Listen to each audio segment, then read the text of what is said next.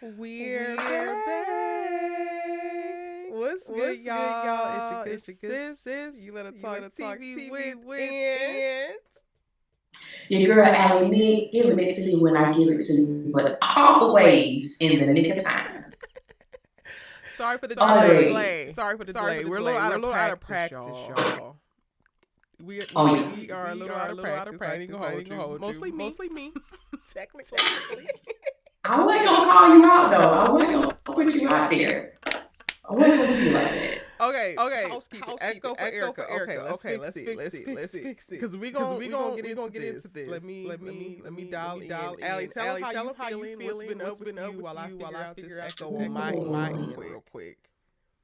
Hey everybody, I miss y'all. It has been a long time.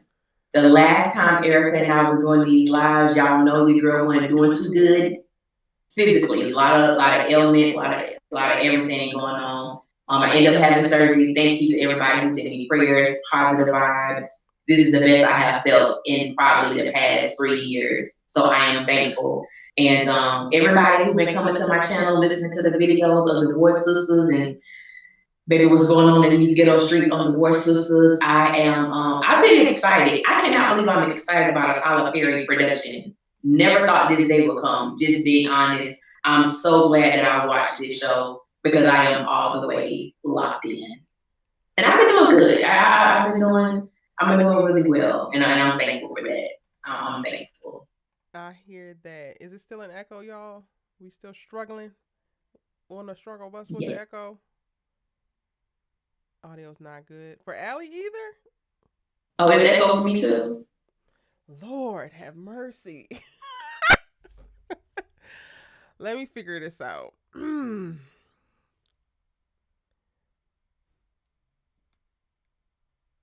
Not the audio is not good at all. Oh man. Is it an echo for both of us? Okay. I gotta just pull it up myself because I can't tell. Some people might be coming in late. They say you good. I'm good, but you're not. Is that what they're saying? Uh, is it good for both of us, y'all? I gotta just pull it up myself because I can't tell. Ellie, give me a test. Testing 1 2, testing 1 2. I'm good, but you're not. Allie got a little bit of an echo. Okay, let me. Oh, I hear it. Okay. Uh,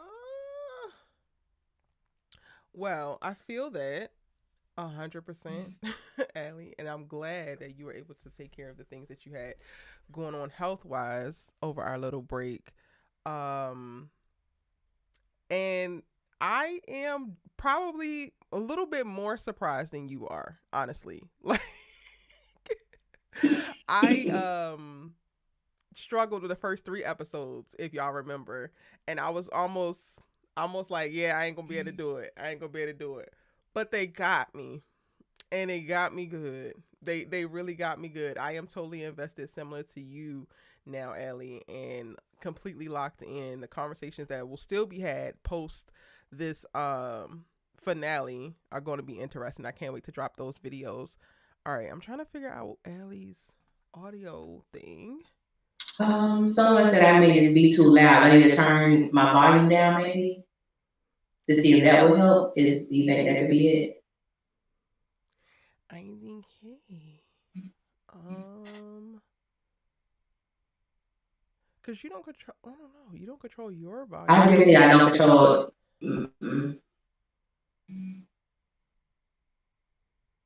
The first few episodes was a bit rough. They were, Catrice. Let me see.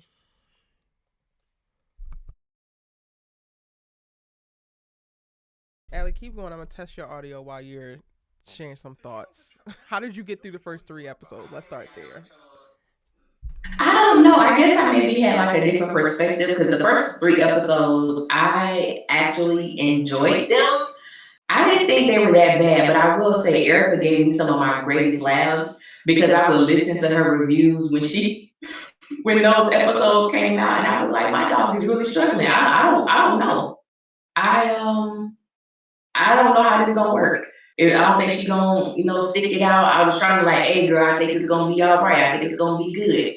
But I'm glad she stuck around too, because this show really is, in my opinion, it is a huge step up from the original Sisters. There's so many reasons why I enjoy this a lot better. I didn't struggle though. I didn't struggle. I enjoyed it all. I enjoyed it all. I did. Oh, they brought up a good thing, Allie. Do you have the audio open on another device? I mean, on another tab, because that might be it. Because I'm on my phone, so I'm not on my laptop. It's just my phone, and It does sound like it's bouncing yeah, off of us, everything but else. I don't know. On my side, I can't see anything else because it's just Discord, and I don't really have any other control other than the audio that you are transmitting to me. Hold on, let me see something. I'm gonna turn the volume down some, see if that helps. Okay. You don't even remember the first 3 episodes. The first 3 episodes was definitely like that is hilarious. That the first 3 episodes. Okay, I turned it down a little bit. Hold on. I turned it down. I don't know if it's helping or not.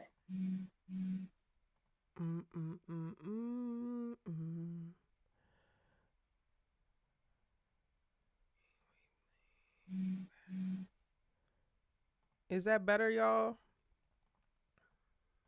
Can y'all let me know if that's better? Sorry. I did turn the volume down some. Hold on, let me actually get you on screen because you weren't even on screen.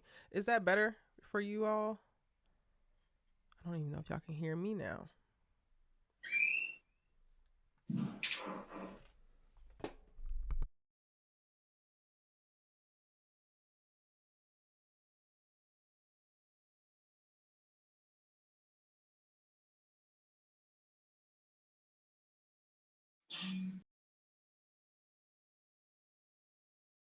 Can y'all let us know?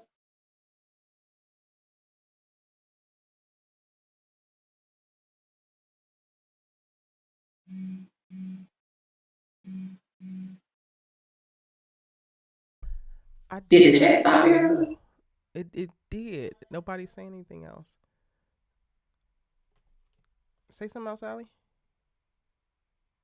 Testing 1 2. Testing 1 2.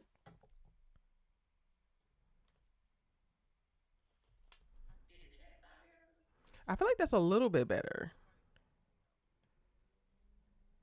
Small improvements. Y'all might have to thug it out. I really do not know. I don't know what's going on.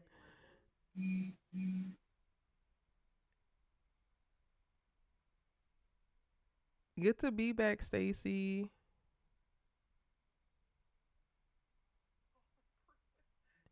Oh, it's not so much of an echo. It's more like she's in a bathroom. The sound. Okay.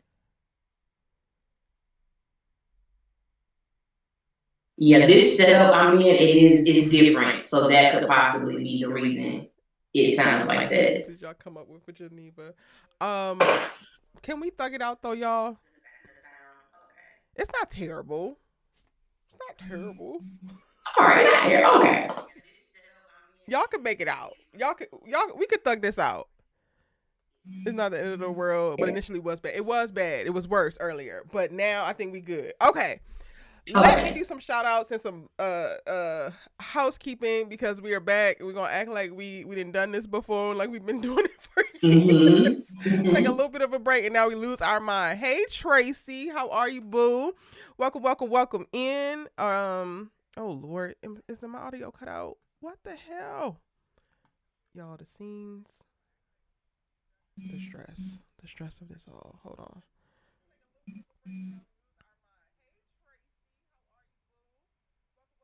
Oh no, it's going. Y'all can hear me. Okay, I'm good. Hey Tracy, hey Nzinga, hey Miss Branty, hey Janelle, hi Cedric, hey DNC Greatness, Hey, Mimi loves peace. How are you? Welcome in, y'all. Hey, Nikki baby. Hey, Asim. How are you? Alicia. Oh, let me pause this because Lord, that'll be an echo from there. Wednesday talk. How are you, boo? Hey, Cassie. Hey, Catrice. I'm sorry, Catrisa. Did I get everybody? Did I get everybody? Did I get everybody? Miss Teresa. I think that's everybody. T. Will Roan. How are you, boo? Welcome in. Slick Mick, how are you, honey? Virgo Queen, welcome in, boo. Hey, Miss Kelly Hester Jones, how are you? All right, y'all, we are back for a special edition of Our Sistas Keeper.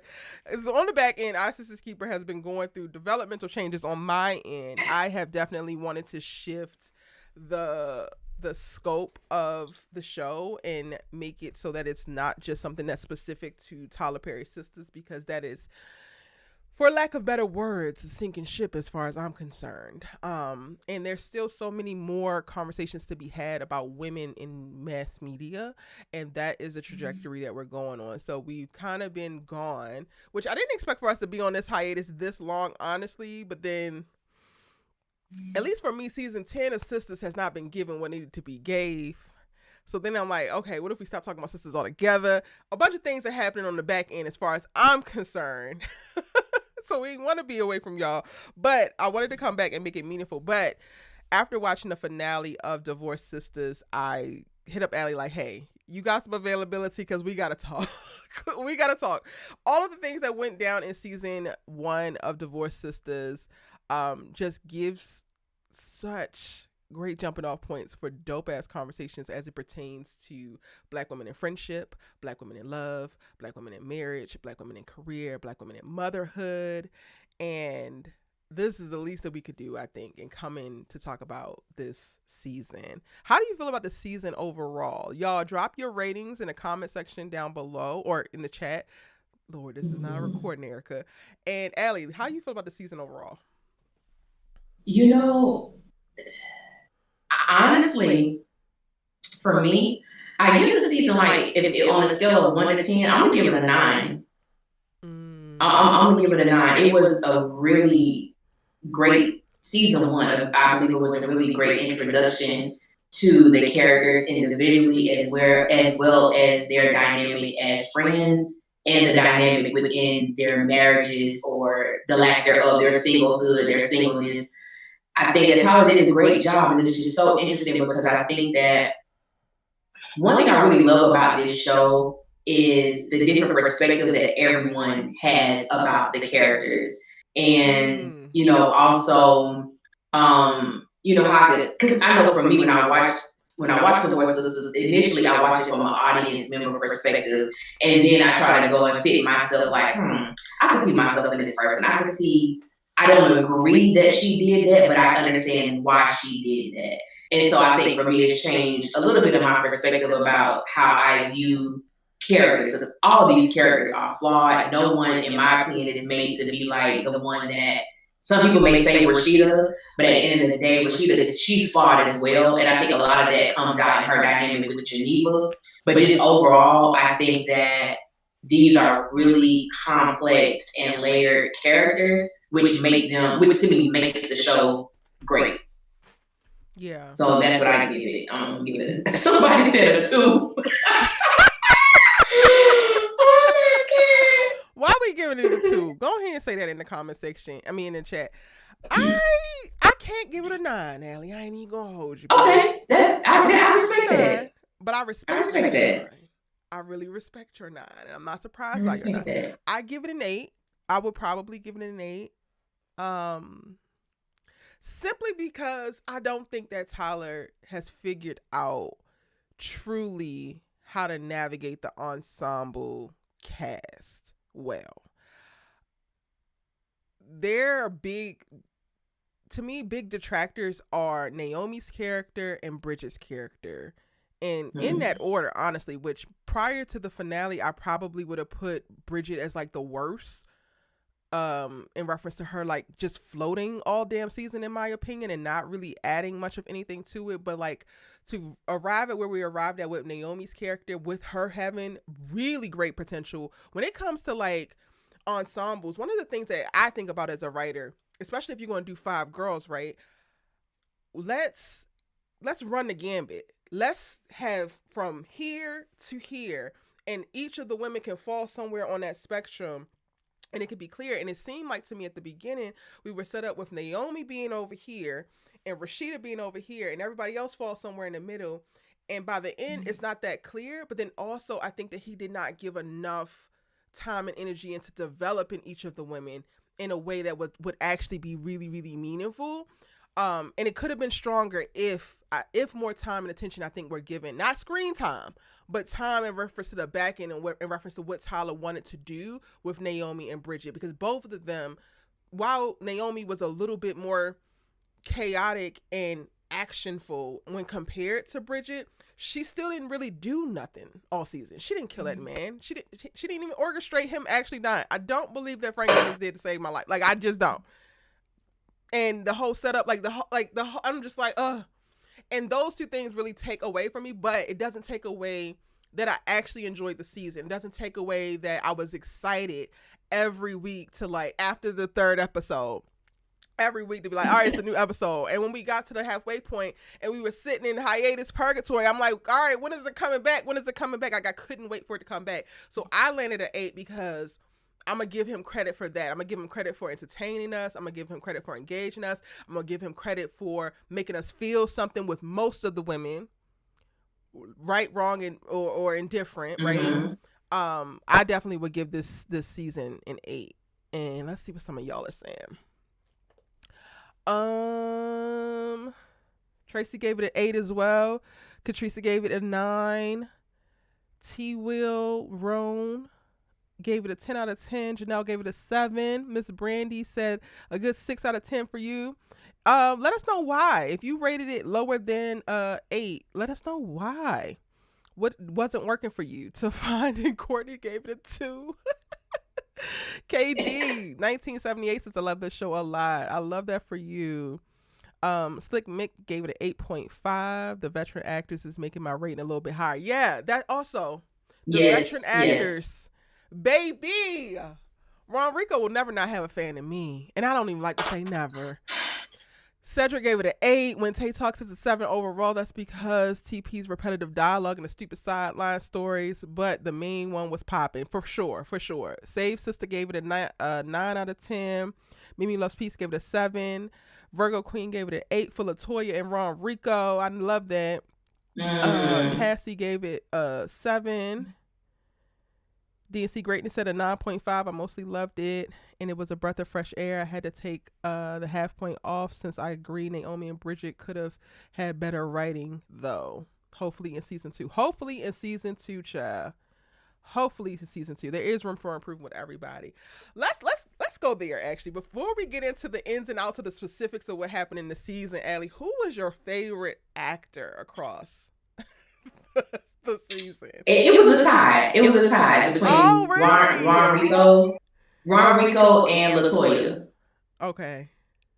Those are my favorite performers in this show. Just Ron Rico. Okay, I'm trying to think. If I had to put, I'm gonna have to give it to Ron Rico. If I only had to choose one, I put myself in that position. If I only had to choose one, he would definitely be the person that I would go with, simply because, not even simply, the way that he was introduced to us from the very first episode, and to see where he is now, his character has gone through so much. We have seen the emotions of this man in a way that has been electrifying. I don't even know really how to put it into words, how he's able to this, and it was so quick. Like, it's almost like his character didn't even have time to really process what was going on. He figured it out, and immediately we saw the shift in that hospital. And from that moment, it has carried on to the season. Well, we know what he was in the season finale, but the episode before the season finale. He's been remarkable. He has been absolutely remarkable in this show.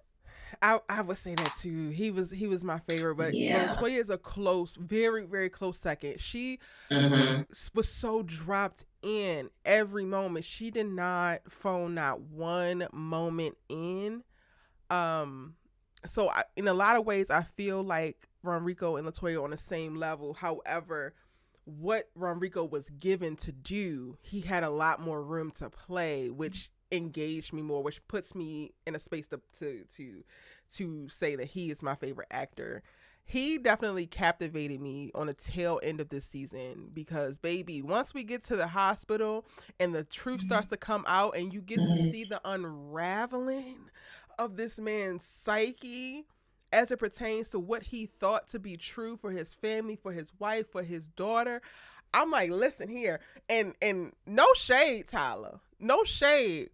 But the best thing you possibly could have did was cast Ronrico, because I don't even know if anybody else doing William would have gave, because I don't even believe that everything that William gave by way of performance was in the script. I agree with that. I ain't gonna lie to you.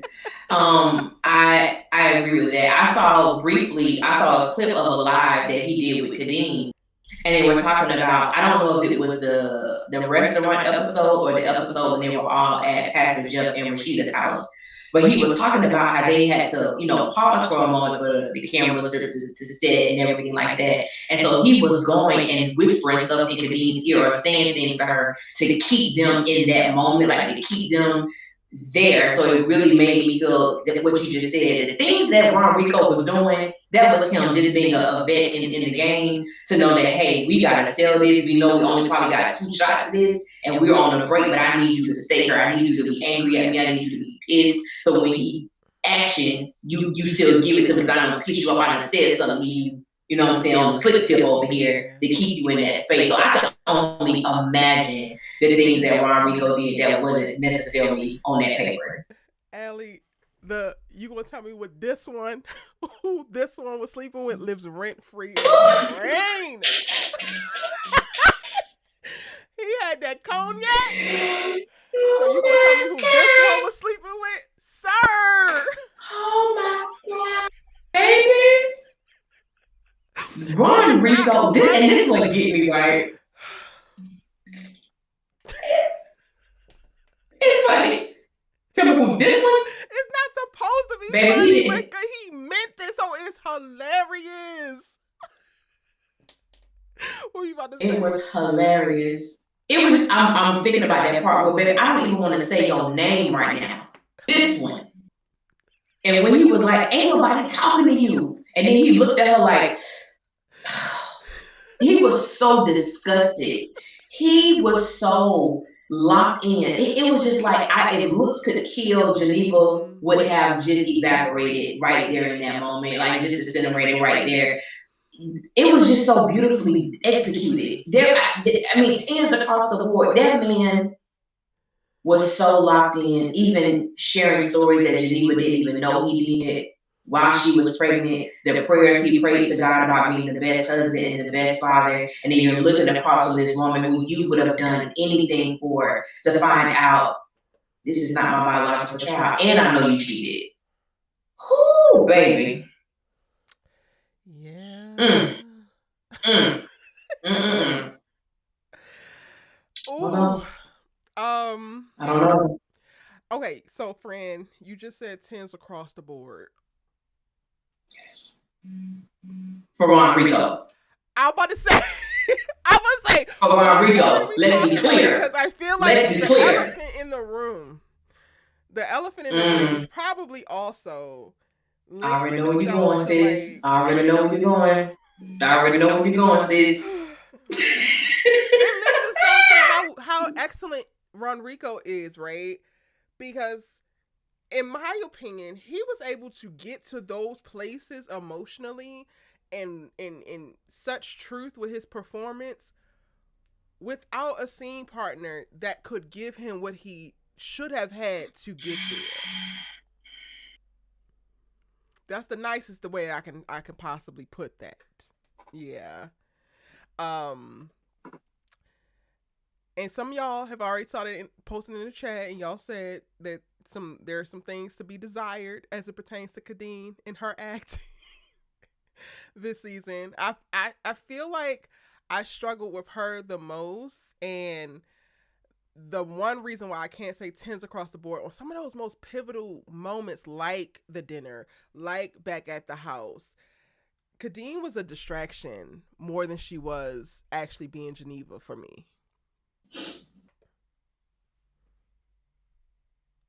Now, for those who haven't listened to my reviews, I have purposefully and intentionally not mentioned anything about the acting. But now that we're on Our Sister's Keeper, no. But now we're on Our Sister's Keeper, we be family. And I'm going, I mean, there's other things I got coming up that I'm going to touch on. Because so many people have said this to me, and I have had many conversations about this shaking thing that's done. The eye quivers, I don't know. She almost got that Danny tick type thing going on. I don't know what that. What? I'm like, is this how she?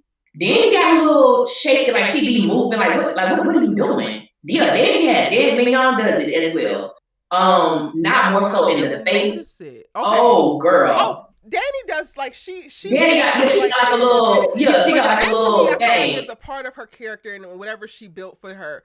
The for me with Kadeen, the shaking is distracting because it feels like it's her tool to like keep herself angry. It's like, and honestly, like I look at it and I'm like, I know you're not yelling at Deval like this. I know this is not how you look when you're arguing with Deval. I know it for a fact. I don't know nothing about y'all's bedroom. Never met y'all. Never been in y'all house or nothing. But girl, you're not gonna tell me that you argue with your actual husband like this. So please do not argue with your fictional husband like this for me.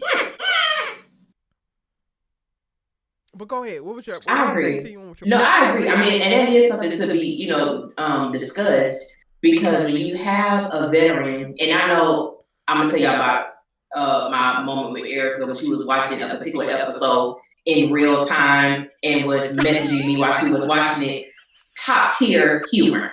We gonna pause and we gonna come back to that. But it's the fact that Kadeen is, I would say, out of the entire cast, Kadeen is the least experienced when it comes to acting. And unfortunately, most of her scenes were with two or three of the best actors on the show. So she's been in this position to act alongside these people who are very strong in their craft, very experienced in their craft. And then you have someone who is not as, and that's not to say that it's because you're experienced, you won't be able to bring it. But the thing of the matter is, she was with experience and she really wasn't able to bring it. And it was very obvious. Yeah. It was extremely obvious in certain moments. Well, not in all the moments, to be perfectly honest, in all the moments. So, yeah, it didn't get better. It really didn't get better. I feel like the strongest moment where I was like, oh, is when she said, and this is your fucking fault. I said, okay, I believe that. Out of everything, when she's yelling at Tiffany in the finale episode and she's screaming about this being her fault, I'm like, okay, I will take this. Out of every last scene that you had of this whole season, this is the one moment that I actually believe you. Every other thing, girl, I don't actually buy it. And I want to kind of be a little bit more clear, a little bit more nuanced when I'm speaking about the acting. It's one thing to like have years in the game and tons of credits because that makes you a veteran, right? But there are also people who are naturally good at it. There are people who are not as tenure experienced but are free and they can play. I think the problem with Kadeen is that two things are happening.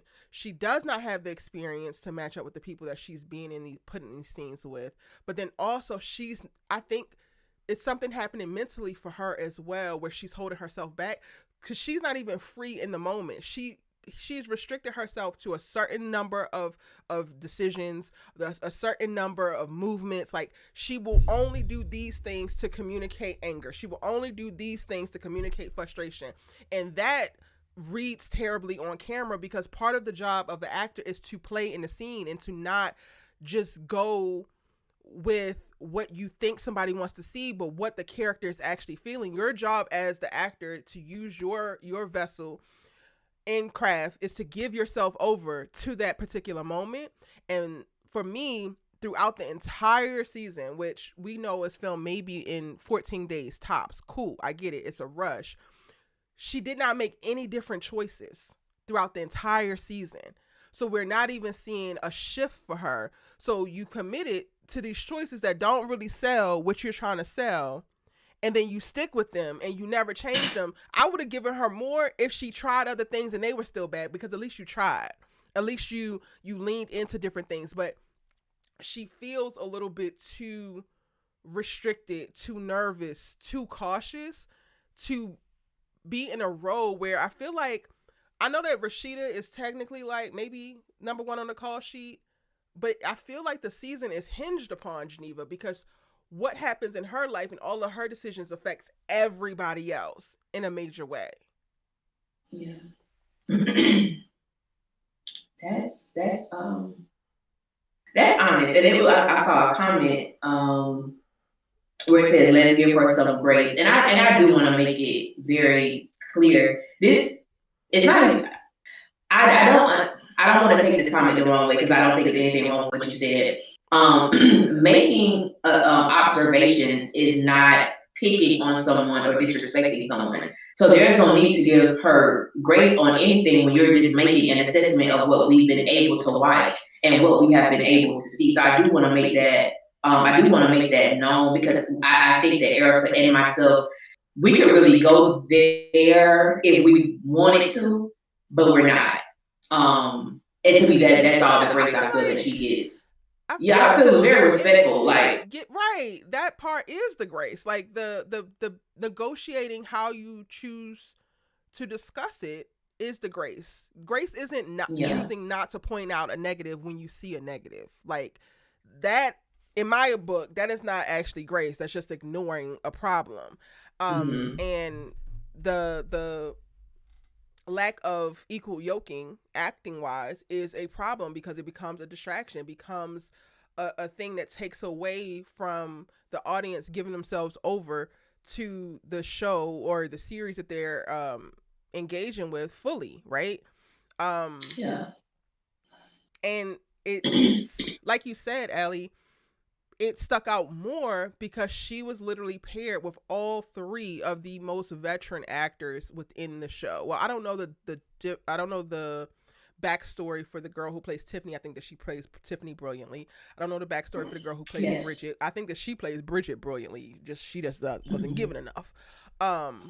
But to have Kadeen, and this is her first, I believe this is her first major acting role, to be opposite in most, if not all of her scenes, either LaToya, Ron Rico, or Rob C. Riley, there's just something that has to come with that. It just does. Especially if they're not phoning it in. Because they showed up to this Tyler Perry production and you would think that they were like, okay, bet, I'm going to need my Oscar. And I respect it. I respect the actor who was going to show up to every job and give their all and put it out there. Y'all were talking about giving special notice to Rob C. Riley as well. Yes, he's brilliant as well. And I think he's a really, really close third, because a lot of his stuff came towards the end. His stuff came and like, I'm wondering, is this man bipolar? What is going on mentally with him? Because he got the little thing, the little click, the little switch that's in there. And he's, playing that brilliantly. And if we're here to unpack the show, if we're here to talk about all of the things that we thought and we felt and came up for us in the show, I think it would be dishonest, disingenuous, not disgraceful to restrict ourselves from talking about Kadeen and the opportunity that she has to grow within her acting craft. Yeah, I agree. I think sometimes people, and I'm not saying this about the young lady who put that comment in there, but I think a lot of times, unfortunately, when we do make certain assessments, I think people want to bring that energy, like the Fatima stuff. Like, that's not what this is. Like, we are here to really to have great conversation, great dialogue, to interact with people who I consider like social media, not social media, but digital family, I guess you could say. And and just have great conversation, because this was a great show to talk about. In the many different facets and dynamics that was presented to us. So we're not, and that's what we're gonna do. That's what we're gonna do. But yeah, we definitely have to. We gonna talk about the bad. I don't care who she's married to, who she's attached to, or what they look like. We're gonna be honest. We're gonna be honest in our assessments and what we saw throughout this show. Because even like the young lady who plays Bridget, her name is Jennifer. I forget her last name. Sears. Yeah, Jennifer Sears. I think my first introduction to her was Greenleaf, and she actually played Latoya's sister on the I show. still And didn't watch so, it. Oh Lord. I'm Between sorry, Greenleaf what? and the have nots, I ain't watched neither, Ellie. I ain't watched neither. Well, I ain't never seen the half of the have nots, but I'm gonna need you to get on Greenleaf immediately. I'm going to need you, because when I tell The you, Gates fam baby, is probably on my ass, Ellie. You know how far behind I am. I know because I looked at your channel today. I'm going to need you. So I think Greenleaf is on Tubi. You ain't even got to pay to watch it. It's on Tubi, Mister. And when I tell you Latoya Luckett's character, I can't even think of her name right now, baby, you wanted to choke her. Look, when I say Latoya ate down in that series, my Lord, on today, baby, you gotta watch that. You gotta watch that. Okay. Okay. Yeah. Child. But she's brilliant. Price has been She's playing brilliant. Tiffany down. DNC greatness said. Yeah. Go ahead. What you were saying, Ellie? Oh no. I was actually gonna talk about Portia Coleman, but what was the comment you were reading? I was reading DNC Greatness says, and Brianna Price has been playing Tiffany down too. She has done an amazing job as well. Yes, she has. She's in her bag. The only main character that I don't believe is Geneva, honestly. So, and then someone else brought up Grayson and Myron. I don't count them because why would I? I have never wanted to kick a chair so bad in my life. Baby, that scene we were sleeping in the church, I wanted to, like, he irks me. And I'm thinking unnecessary. Maybe he's there to irk us, because why is he there? He has to be an agitator or something, because that's the only thing that makes logical sense to me. I don't want to derail our conversation because we really got to get into the thick of it. But like, if we're going to park it on Myron real quick, I'm kind of annoyed with Tyler because you can make all of the shows in the whole damn world about these black women and these black women lives and these black women love and these black women. But when it comes time for you to write a black gay male, this is what you give us? Yes. Now, I'm not trying to make this about anybody's particular lifestyle, but if something else is a little bit closer to home, I would think that you would be able to write that down. I could write black women all day and damn night.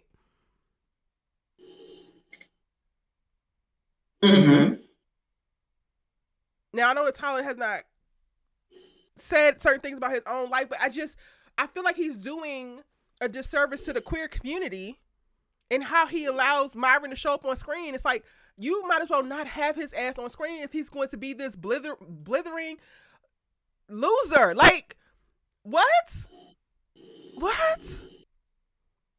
Okay, he don't want to come out. He's in love with the pastor. There's a story there. Tell it. He actually married this woman. How did he get this woman to marry her? How does she not believe it? And I get this. The show is not about them, but you cannot drop those Easter eggs and then leave them there and then have his ass sleep in the goddamn rectory looking stupid and think that we just supposed to go with it. Like, you got to give him something. All we got from Myron is, oh, no, pastor, no. And then finding Geneva while he's walking from getting lunch ready. Like, what the fuck is that, Tyler? What the hell? What is Myron? Quickly. And while we're on the topic of the queer community, and I'm just gonna add my 2 little cents. I think that Tyler, not only with the Myron character, just from the things that I've seen, I think that he's insulting to the queer community in general. The way that he writes certain characters, and I have not seen what's the show called, Beauty in Black. I've only seen the first half of the first season, but I think Tyler Girl. Perry does a disservice to the queer community as a whole. Like the way he writes the characters, the way that he has them speak. Oh my God, Geneva, what's going on? What's wrong? It irritates me because I feel like you're doing a caricature of what you. I just I it disturbs me because I think honestly that Tyler lives out his fantasies through his characters because he's not, I guess, ready to live in his truth. I'm gonna just go ahead and say that. So you kind of live vicariously through these characters and situations that you create and live out your wild, horrible fantasies you got in your head. But I think that a character like Myron, that to me, the injustice in that character is even though he's not a main character, you still wrote him as a character. And as you stated, this man is married, and based on what we saw, his wife actually loves him. She actually appeared to be hurt to find out this man that I love, you're attracted to who? If you gonna do this, give the story. Don't just have him there as a party part. Give this man And something there's to do because layers I to have. that. Because I feel like black women's gaydar be fine tuned out the damn womb. So how the hell did you get past this black woman to get her not only to fall in love with you, but to believe your sexuality? Come on, Tyler, quickly. Like what the. And the crazy thing is, Allie, I didn't think about it like, oh, he does a disservice to all the queer characters, right? Because even on Beauty in Black, I'm not mad at Attorney Varney. Like, I'm not mad at his representation at all. I think that is a very rare representation that we get to see of black gay men, like really big and like masculine. And there's a moment that I don't know if I think it might be the second half, so you might not have seen it, where Varney is discussing with what the hell is her name? Light skin look like a cat. What's her name? With the bob. I don't watch it, so I have no idea. Oh, okay. He's talking with Mallory. Sorry, I had a brain fart. And then she's like basically making all these stereotypical comments about gay men, and she's like, not all gay. He's like, not all gay men are like that. I don't, da da da. I don't, da da da. I don't, da da da. And I'm like, that could have been Myron's archetype. Like, what does it look like for that archetype of man to secretly be in love with his pastor and negotiating this period in his life where he's now taking steps to risk it all because he's in love with his pastor, but he's still married. So how he gonna get out of this? There's a story there, and I don't know. I've yet to figure out how I communicate this in my breakdowns more concisely and I guess clearly, because I think that people miss when I'm doing criticism specifically, in that if I'm pointing out something or I'm bringing awareness to something that could seem negative, it's not for the sake of like just bashing a negative thing. I'm typically coming from a place of like, this could be better. Like, couldn't this be better? What is the story here? I don't give a damn. Like, even with Geneva is the worst woman. Well, let me think. One of the worst women I have seen on screen in a minute. Mm-hmm. But those women exist. So I'm not mad at her ass being on screen. I just want her performances to be tight. I want, if you're going to be the goddamn secret villain in everybody's life that you love, then own that like, live that, like, tell that girl's story. I don't have a problem with telling the cheater story, the narcissistic story, the bipolar story, the jealous story, because you either have been that person or you know of that person. All of these types of people exist. I'm always very invested in us doing the person that we're putting on screen justice and making sure that they're whole and making sure that it's fair in that regard. Whether I like you or not. Can't stand Daniela King, but tell the story of the hoe with no ambition that keep using her box, but also keep getting that damn box abused. Tell it. That ain't my life. I make certain choices because I ain't trying to live that. But tell it, because some girls are living it. And honestly, how I look at media, I use media a lot to negotiate, navigate, and figure out life. I look at certain situations that's placed on screen like, yeah, I don't want to be in that. So when shit starts to look like that, go left, go right, do something. And that's like, I Yes. feel like the power in our storytelling, the power in sharing perspective, the power and all that, and also the impact in critiquing it is to be able to come to y'all like, yeah, this is what this is looking like on screen. This would be a little bit truer if it was like this, and this is how you avoid it if you don't want this to be your story. I don't know how we got here, but we here. Yeah. But it's part of it. We were talking about Myron. And see, you see how we went on that talking about Myron? That's the depth that Tyler could take that character. If he actually put some thought into it. But that's how we got here. We were discussing the character of Myron. If you're going to tell his story, then tell his story. Period. I don't know how much more concise you can get. Tell the story. Yeah. Period. But we know Going that ain't back gonna happen. to Geneva, do you think that Geneva's story was told accurately in season 1? I'm gonna say this. This is the one thing that disturbs me about this particular part of her story when it comes to her and Javon.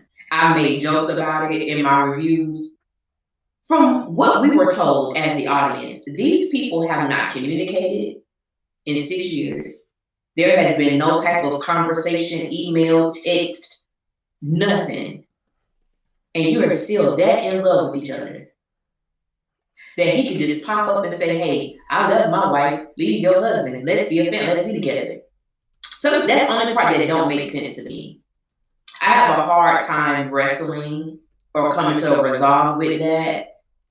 But as far as the rest of her story, honestly, I think Tyler did a great job because from the very episode, we were able to tell that Geneva was not a good mother.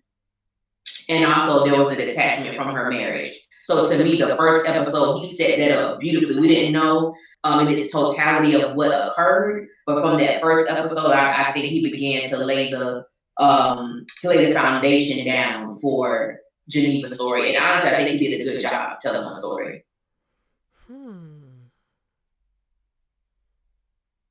What about you? What were your thoughts on that?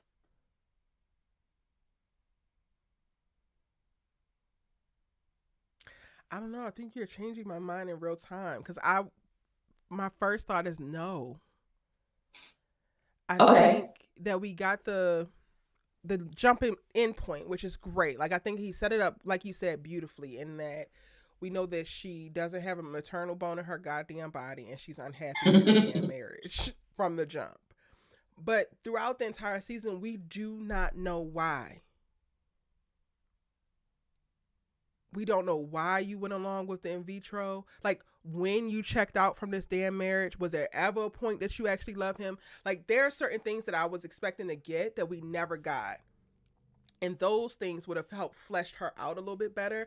And I feel like the things that we did get to better understand her story came from everybody else and not from her.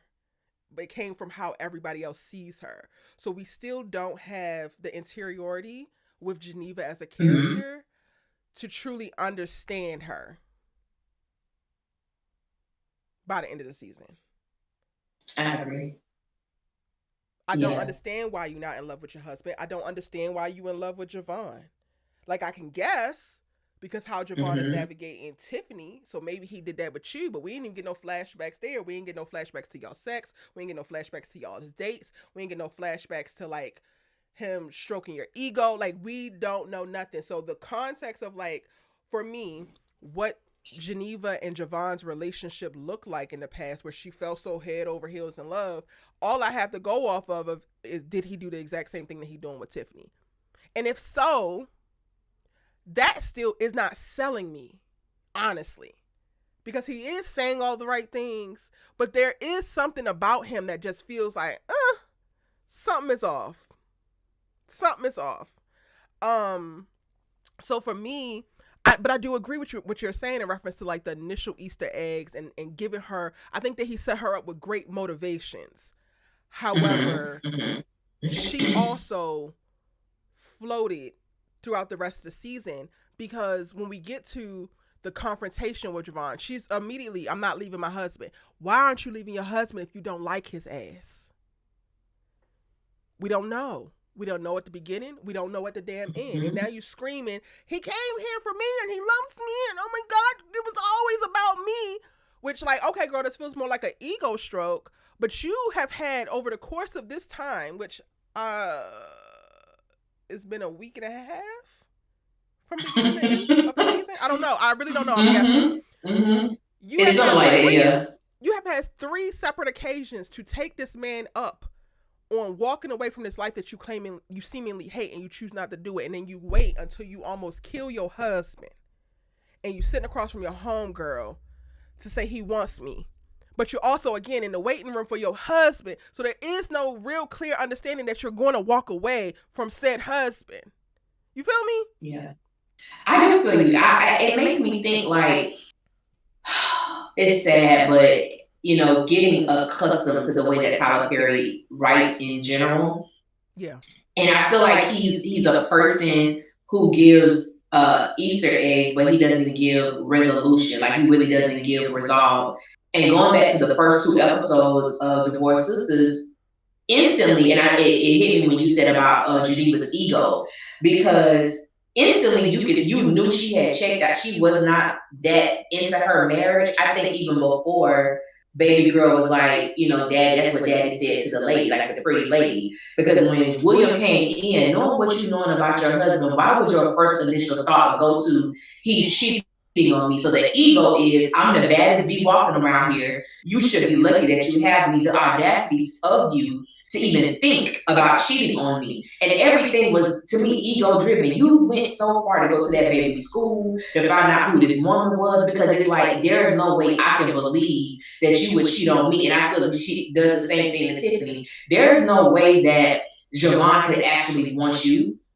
You see me? You see who everything is like, she's ego driven. So I think, like you said, like the motivations were provided because I don't want my ego to be bruised. But then again, we don't know, number one, why do you want Javon so much? When did you actually check out of your marriage? Why did you want a child so badly when you really, in my opinion, you never wanted to be a mother? Why did you want this baby? Yeah. I'm not understanding. And the fact that it's not even a wrestle or a tug of war to not leave your marriage. It's just, I'm not leaving my husband. Why the hell not? If you're so in love with Javon and this man has such a pull and a tug on your heart and your body, why are you with William? And the only thing we got out of this entire season of why she won't leave William is because you need the 2 incomes. And that was from, I was going to say Portia, that was from Naomi's mouth. Still, not a good reason to stay. So why are you staying? Wait a minute, friend. That was the episode when they were all at Naomi. Thought she was going to reveal to Rashida that Jeff was messing with Myron. When she showed the video and she started going, she had her Danny moment where she kind of went down the list with Rashida, with Geneva, and with I think that was like episode, I don't know what episode that was. They're in debt? If y'all remember, They're in debt? I don't know, but we found out that he was dead from the IVF situation. We found it out when they was at dinner. Remember, he said he took out a loan. Even that's not a good enough reason, because I'm also to your point, right? And again, my favorite question is why? Why was it okay? Maybe the ego thing of like, oh, I'm the baddest bitch. Mm-hmm. But I'm like, why are you so hell-bent on proving that William is cheating? Because it also didn't feel like she was trying to prove William was cheating so that she could take that as an out.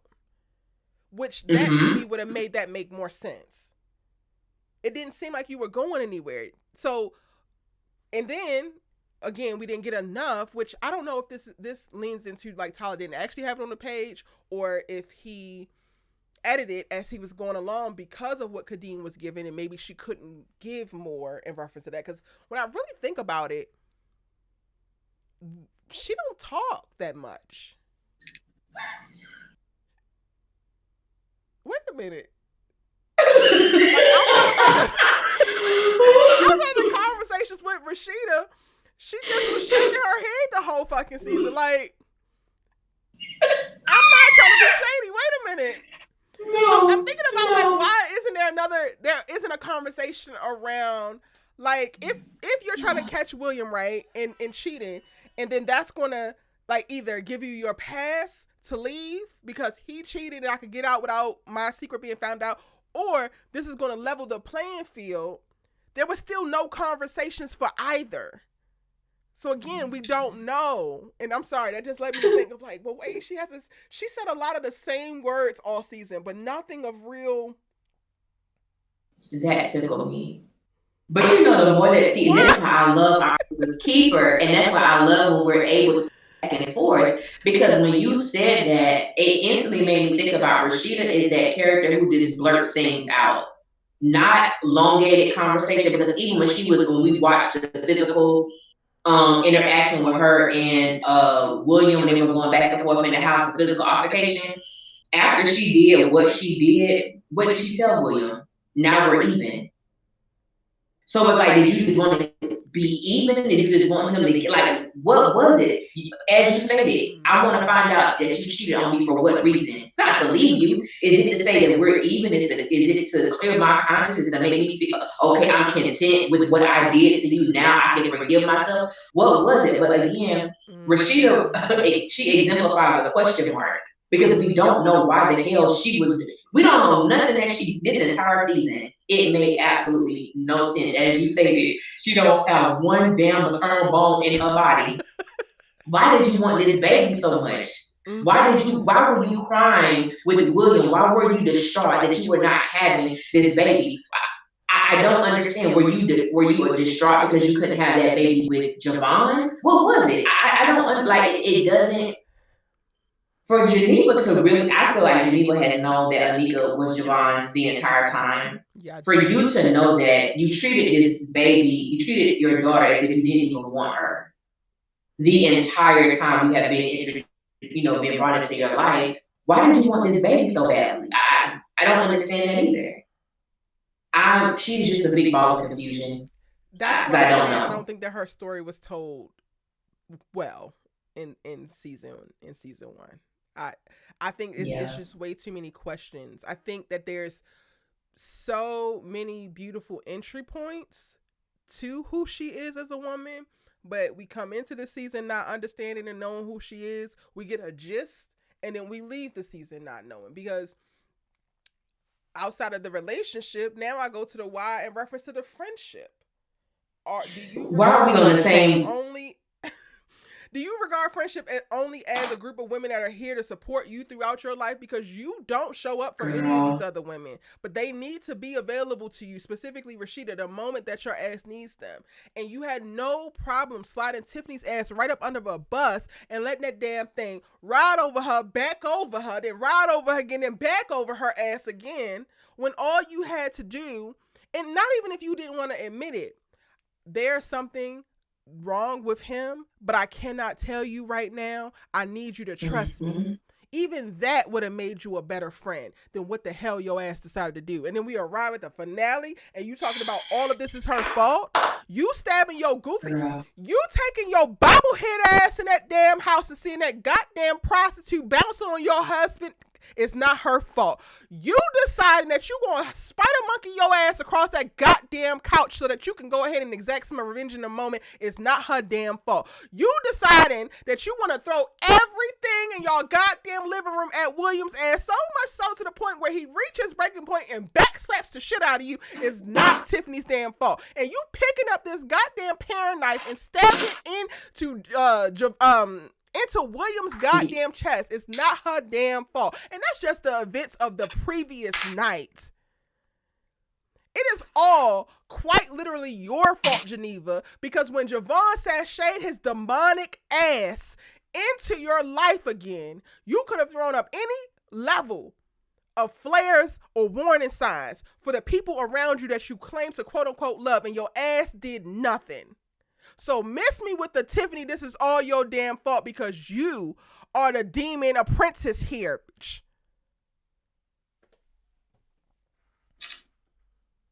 You know how you have moments where you wish you could just absorb into the television? That was that moment. And I gotta give Tyler his props, because I'm not gonna lie, I was not expecting that scene. I wasn't expecting that. I got so angry as if Tiffany was like my homegirl for Me real. Even when I did too. my review, I felt that because I when said, she who did it in my decided review, Rashida I got was to do it? like, I'll do it. I said, "Oh, what?" Like it was She like can sit up there it and was such a natural Geneva, response. Geneva, slap her ass again. You stop calling her name and get the slapping her ass.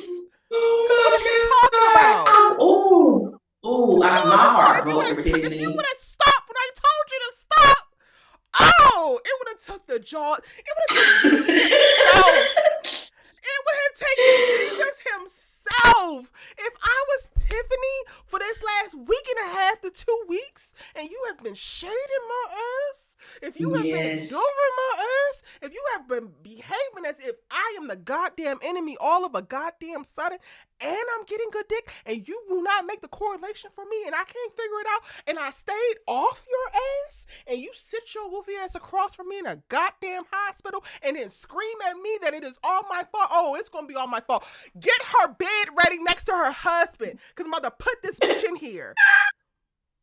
I know that Tiffany not that type of girl. It would have taken Jesus himself to get me off of Geneva's ass if I was Tiffany.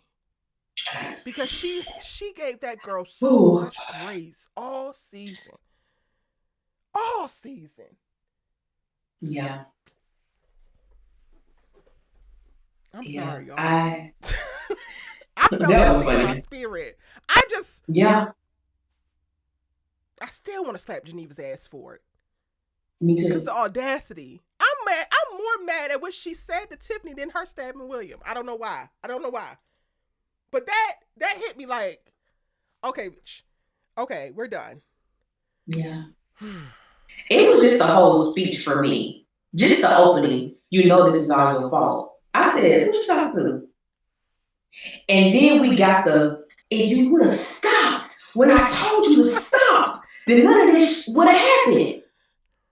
I said, wait a minute. Then we get he came, but I'm sorry, I got to give Jeff his props because Jeff was like, enough is a damn enough. He was. You gonna tell her, Javon? You gonna tell her, Javon? Like, so suddenly, no, this is my fault? To him.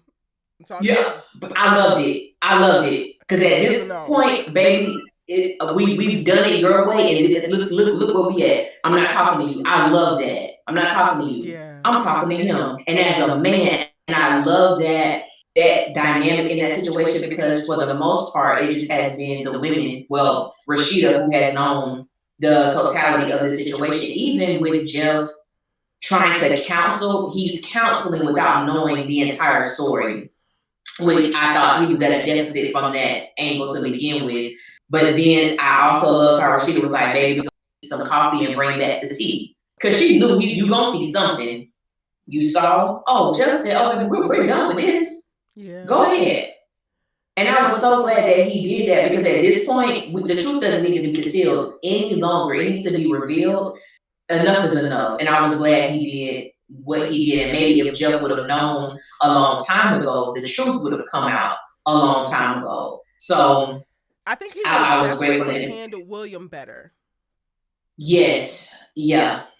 He handled William as best he could with the information that he had. But let's go ahead over to First Lady Rashida.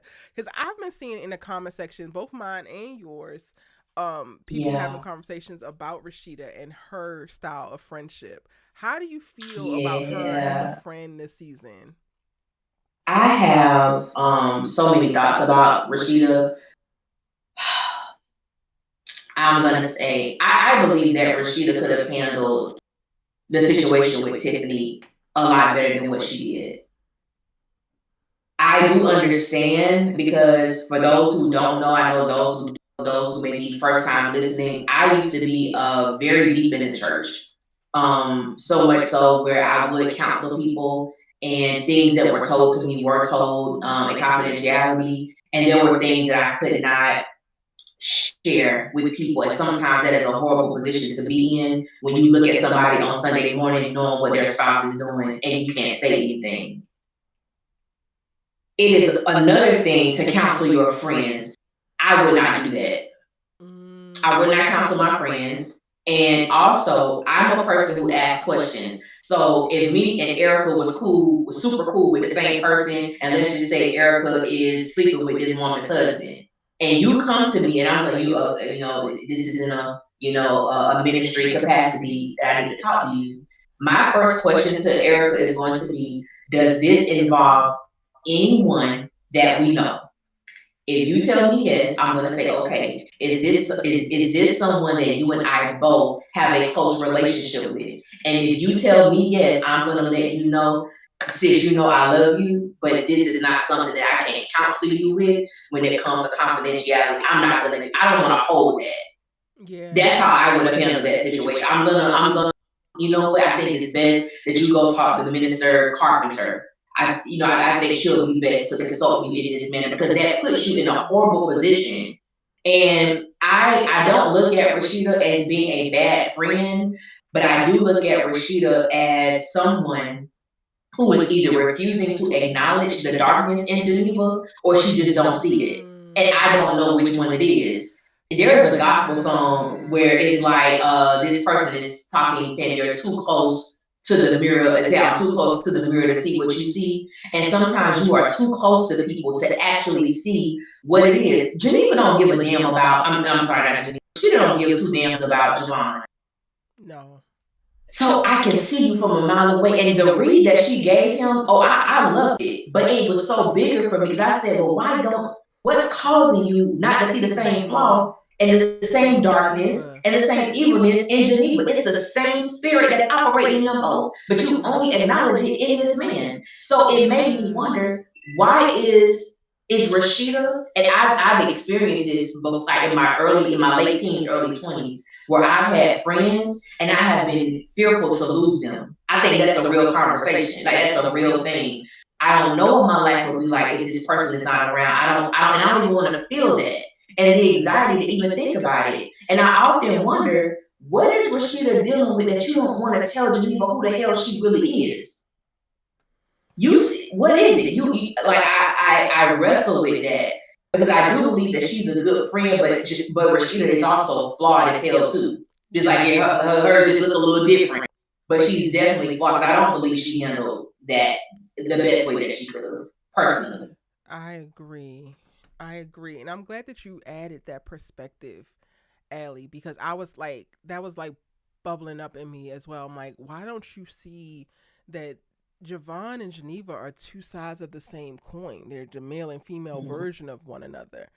And that read is the thing that solidified it for me because you can so clearly and beautifully, poignantly even speak to who he is, and the hit dog was definitely about to holler. The way that face started to switch up, go ahead, Rob. You better go ahead and act your ass off because Oh, he was amazing. the way that energy moved through your body when you start to be seen and you don't want to be seen and you want some serpent, it looks like that.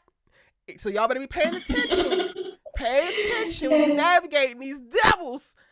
But she doesn't see it. She makes excuses for Geneva, and not in an outright like, oh, it's okay that you cheated on your husband type of way. I say that she makes excuses passively by enabling Geneva to continue to make poor decisions.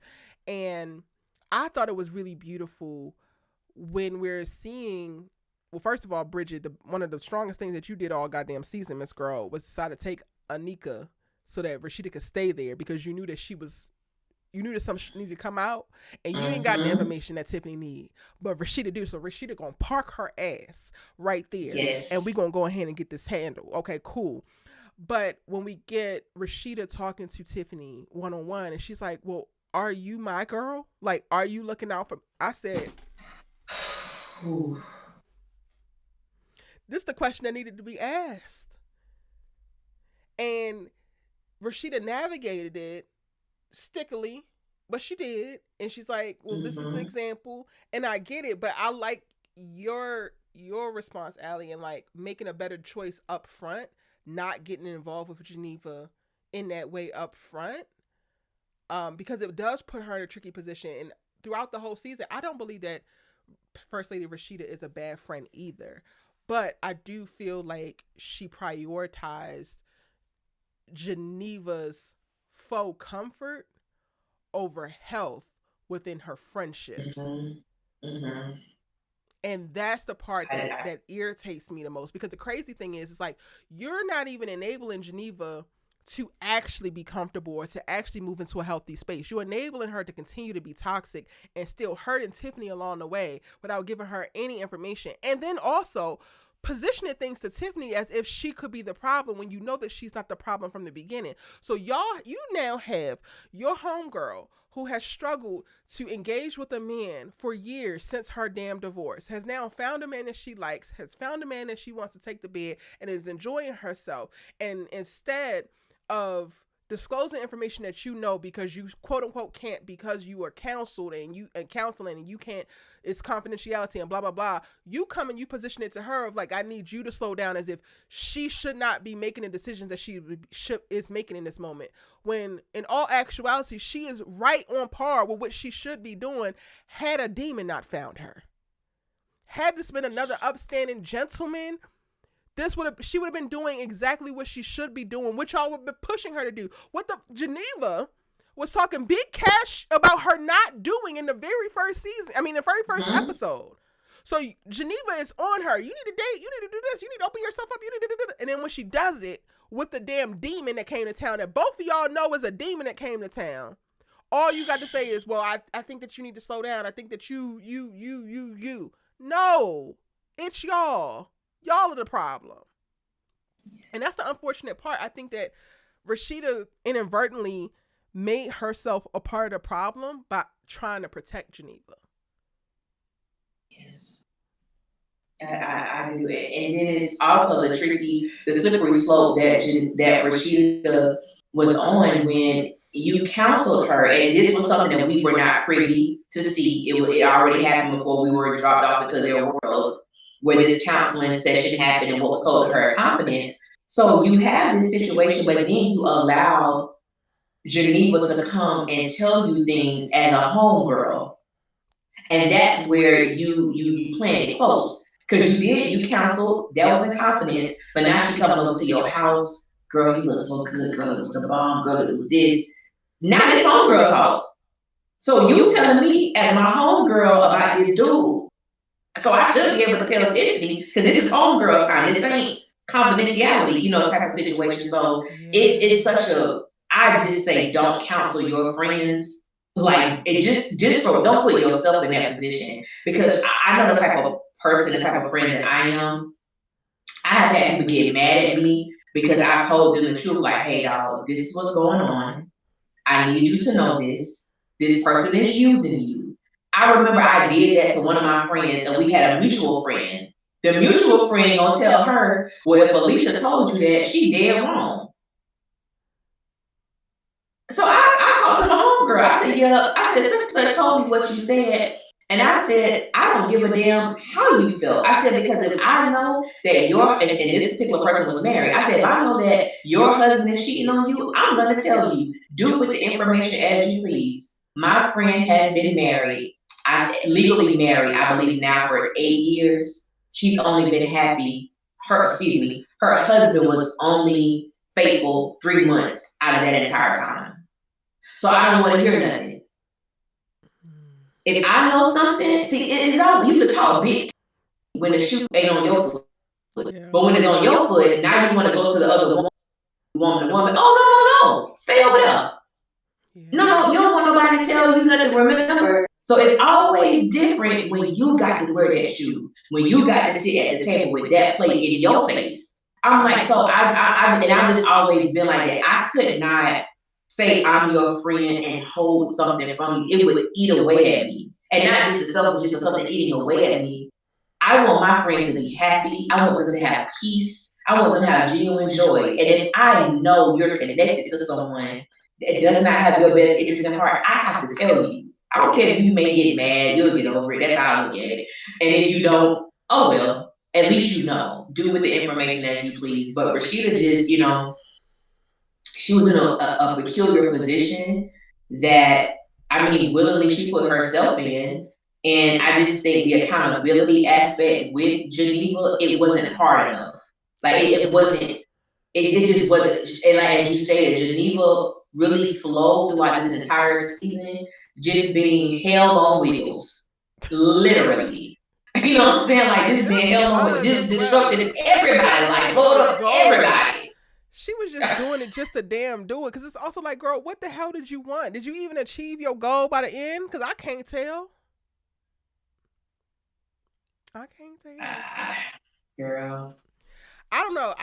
this I would feel compelled for sure to like tell my friend what it is and what it ain't. But if I don't, then I'm also the friend that's gonna force the issue. I'm the friend that's gonna put the Mm-hmm. people in the room. I'm the friend that's I gonna like make that. everybody uncomfortable until you get to the. Because if I'm not going to out it, somebody going to out it. Because I am not going to keep kicking this can down the road and be compromising my friend and not be able to show up for my friend because I'm trying to show up for this friend. Y'all got me f***ed up now, which makes this a whole other conversation. When y'all had each other f***ed Yeah. up, that was one thing. Y'all had each other f***ed up. But when you get me f***ed up, now I get to say how we gonna play. And this how we gonna play. I will call people up. I will run down on you. I am famous for a pop up, and I will bring a friend here. Absolutely. I love that. I love that. Because you Geneva know one wouldn't of have the made it worst all the way to that things. damn hospital. She wouldn't have. Javon, the moment that Javon gave Tiffany that good, she would have hoped that I wasn't there at 5 a.m. on her goddamn doorstep with Geneva, her damn ponytail in my hand, like, we gotta talk. Open up. I'm gonna make the coffee. 5 a.m. The moment she said that the dick Yes. was amazing. Oh no, emergency. You would have thought, FEMA, this is a disaster. We need to get this. Mm-mm. The moment Rashida said, I heard you coming when I was coming up the stairs, baby, we got to have a come to Jesus meeting now. We got to have a come to Jesus meeting now. Because as a friend, like, I love my friends. The thing that will hurt me the most is if my friend looked at me with tears in their eyes and say, Alicia, did you know? Mm-hmm. And I have to say yes. Oh my God, Erica, Yep. that would break my heart. I never want to be in that position. So I feel you with the pop ups. Oh no, baby, we gonna clear this today. Because I would never want to be in that position. Mm-mm. Mm-mm. No. So we are in agreement that Rashida isn't necessarily a bad friend. She just might not be ministering correctly. Absolutely. Okay. Absolutely. Okay. Mm-hmm. Okay. In talking Yes. about the friendships, because I think that this is also an area where I don't think that Tyler does a good job with this at all. I do believe that he's leaning on antiquated ass ideals around black female friendships, but then also he's just not really good at it. How do you feel about their friend group as a whole? Because for me, it doesn't make any damn sense. I don't understand how y'all became friends. I don't understand either, honey.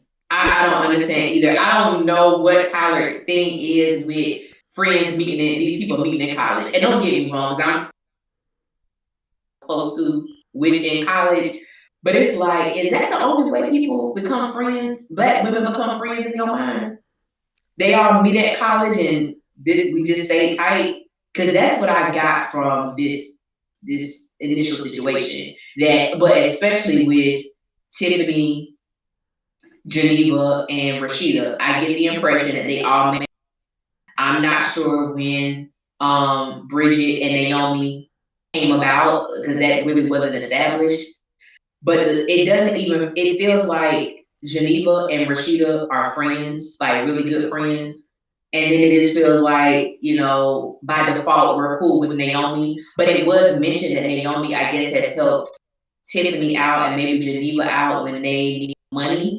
I don't know. It's so weird. It's an odd friendship group because I don't understand. And then I ain't gonna lie, what and it maybe it shouldn't have thrown me off, but it threw me off when I saw Tiffany and Bridget going to brunch. I'm like, when the last time these have talked? Well, they And are we just also gonna? episode 2 they went to get their nails done, the pedicures. They did, and then we see them together no more. And that's why I was like, when the last time That's because when they Tiffany all spent the met up with rest of the damn Naomi? season riding that man. I know, and you know what? I ain't gonna I lie. said, my God. I would be ghost too. So I get it. I get it. I would be ghost too. But it's just like it just feels weird. I don't where does Naomi fit in? Yeah. Who is her person? Like Geneva and Rashida, Tiffany, Bridget. I only feel like, Geneva spends the most time with Naomi by default because that's her lawyer. But then we get again Tyler Perry with the way that he writes. He only gives Easter eggs because when Naomi showed up, we know that she knows the Tiffany's home, and then she was like, you used to tell me everything, and Tiffany was like, okay, go ahead, have a seat. So I'm like, okay, so y'all were close, y'all confided in each other, but it felt like it was just words on a paper and not an actual feeling. Like I didn't get the feeling that Naomi and Tiffany were cool like that. Yeah. So it just felt off putting and unrealistic to me. At least I ain't gonna lie, like at least with sisters, I could believe how they, all were friends. Like it felt real, they had their moments. But with divorced sisters, it does not feel like these are doesn't feel like they're friends. friends. No. No, it doesn't. It doesn't. It doesn't feel like they're friends. I want to ask you, when I think about Naomi and her position in this friendship group, if I'm not mistaken, Tiffany is very adamant in certain spaces where she tells, I think she said something to Devon, and I want to say she said something in the very beginning of the series about how how Naomi was there for them in their moments when they weren't doing well. And so it made me feel like, well, are y'all still cool with her out of obligation? Or do you really consider her as a friend? Because in the very, I think it was the first scene, when they were bringing up like the friendship, and I think they mentioned Naomi, and I think it was Tiffany that said to Geneva, like even Naomi, or Geneva said it to Tiffany, but I was like, well, dang, who was Naomi? It kind of feel like y'all really don't like shit like that. So I'm unsure why they're still connected to her. Yeah, I don't know. me too. And this is why I'm And sorry. Go ahead. You were about to ask a and question. then lastly, Bridget doesn't feel like Geneva's friend. Right. It's like I know you because you cool with Rashida, and I'm a nice person, but they don't feel like they're friends at all. Yeah, I agree. Um, and this is why I brought it up in the beginning of this like part, because I feel like this is also really on Tyler and his writing specifically, because if they did all meet in college, right, and they have grown as people, shifted as people, and no longer aligned, that is a story too. Like I have friends that I've met in college. This week I actually message a previous friend and we're not friends anymore, and I'm like, I actually want to see what's going on with her. I actually want to make up with her. We don't operate in each other's orbit, and that's a real thing. But there's things that happen there.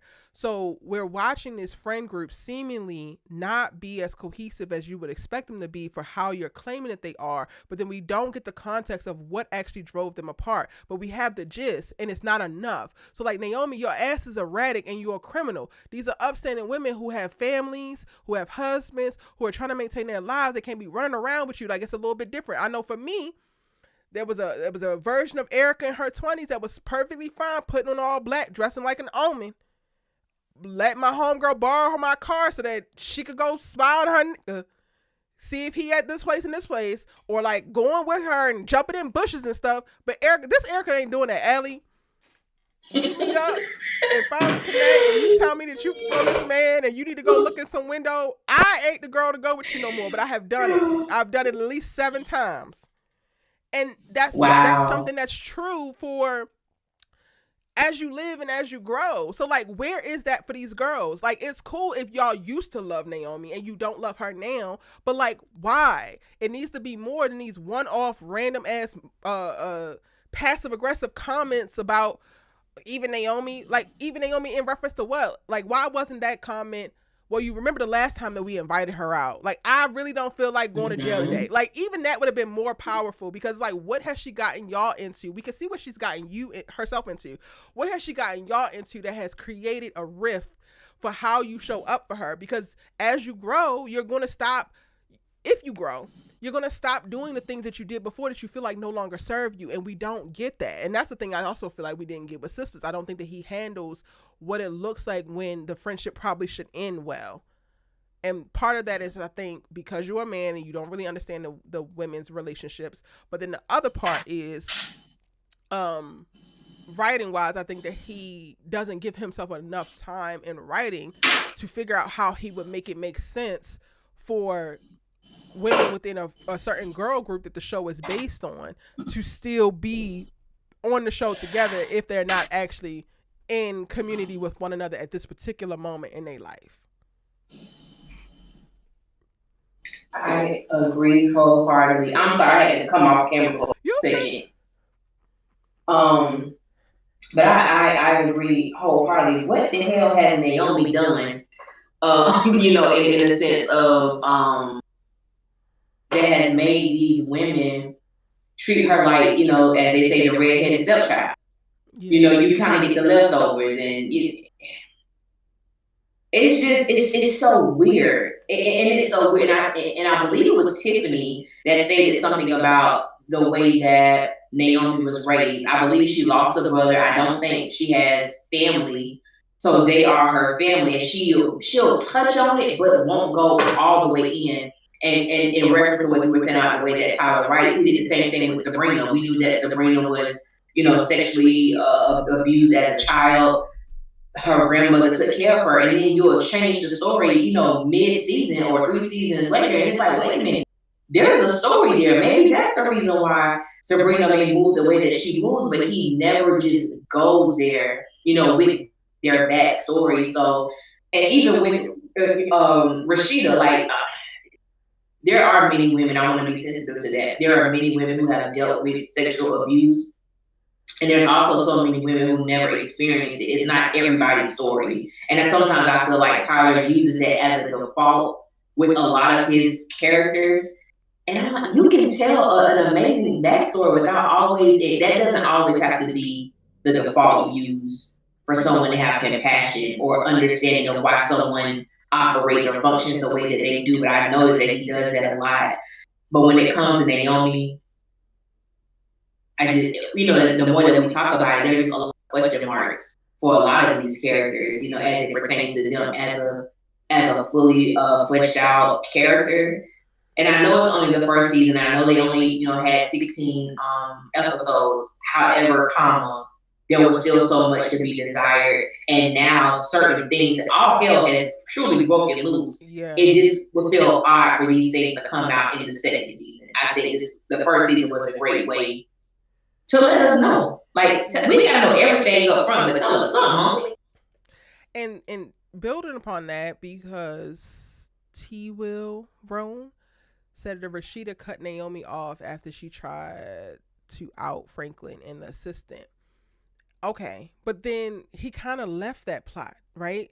Like, we don't see what Rashida cutting her off actually looks like. We don't see her not answering any of Naomi's calls because Naomi don't call her anymore after that. We don't see her not answering the door for Naomi or not letting Naomi come into the church to get additional counsel or whatever, because Naomi doesn't even reach out after that point. And even that would have provided great context so that we know now the stakes are raised for what does it look like. She didn't cut off Naomi, so one, she's capable of it. So we're looking like, okay, so when you going to hand over some accountability to Geneva, then what the hell does that look like? And if we have a model of it and what she's doing with Naomi, then now we can apply it to Geneva, and it's like, okay, that raises the stakes and that makes the story to me even better. But we don't get that. Like, he literally just goes off to something else. So I'm not even leaving the season. I'm not fully invested in the idea that she cut off Naomi. Like, she says she did, but I didn't see her actually make any real moves to distance herself from Naomi and make it a little bit more difficult for Naomi to access her, which would tell me that Naomi is really cut off. It told me in a moment that she's pissed, which she had every right to be pissed because Naomi played in her damn face and her husband's face. But I'm not, like I'm saying, I'm not convinced. And then when we see how she navigates Geneva throughout the rest of the season, I'm leaning more towards, it seemed like First Lady don't know how to cut a woman off, because Geneva would have been, to me, first up at bat to get cut off for putting her in those circumstances. It exposes the flaws because like going back to Geneva, Rashida, and Naomi, I'm cutting her off. I'm done. Okay, as you said, we didn't see the consequences of her of you not being in her life. We didn't see her battling with man. You know, I miss my girl. I can't believe we not like. There's none of that. The next thing we know, when Naomi doesn't turn herself in, you go around with Tiffany, I believe, to try to find out where she is. You call her, Yeah. you go with Tiffany to her house. I believe Naomi did pick up the phone, but by that time, she was already either about to board the plane, that she was, she was about to leave. That ain't what cutting off looks like. So I also believe with Rashida, we were able to see the flaws with her throughout pretty much every episode that she was in. She handles herself and she's very well put together. But I believe Rashida is the prime example of a character that's going to have a mental breakdown. Like I got to see that happening with her because you do too much and it looks very polished. So I don't know if that's like a Yeah. that's a It's so venture much that work Tyler into Perry is going to go maintaining to. the It's too image much. that it can't Yes. possibly be actually pulled together on the inside because all the work is happening on the outside to present and project this Yes. thing. Yeah. I feel Mm-hmm. that. Yeah, it's a lot. So she definitely don't know how to cut nobody off at all. Yeah. Mm-mm. How do we feel No. about Naomi getting arrested at the end of the episode? I was going to jump in. I said, no, you asked the question, leave the space. I ain't gonna lie. I laughed. I laughed. And I'm gonna tell you why I laughed. I laughed because first of all, Portia, if you ever see this, you are a nut. Because that scene when she was dancing, so like he did, I killed him. He did. I hollered, okay? That scene tickled me.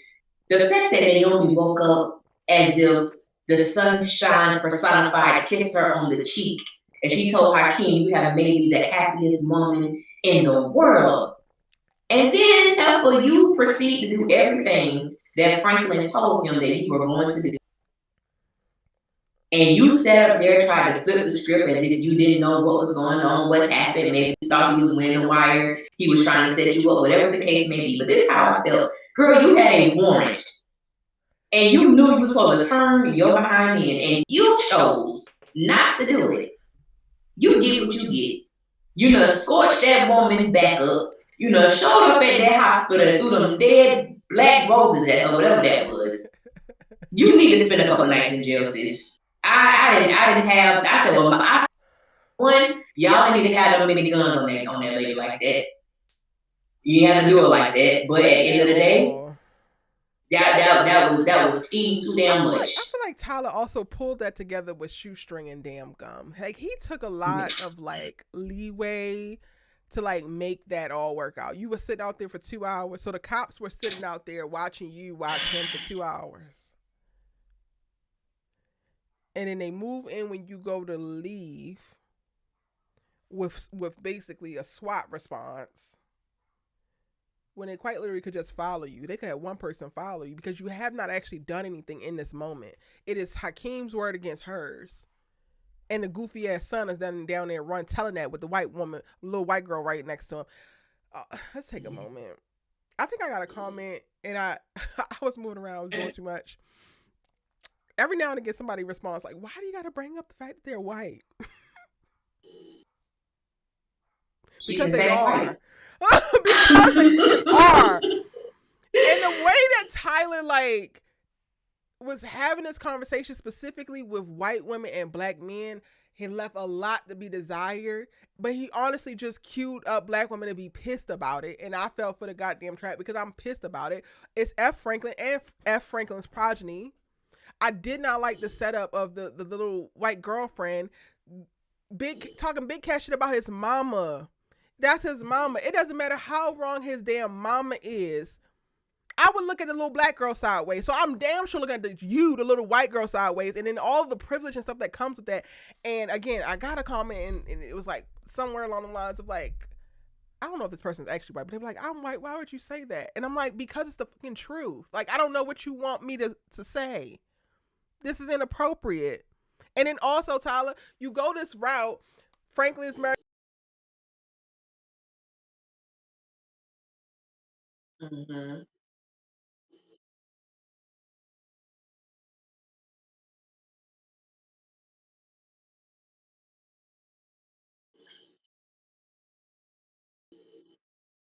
Mm-hmm.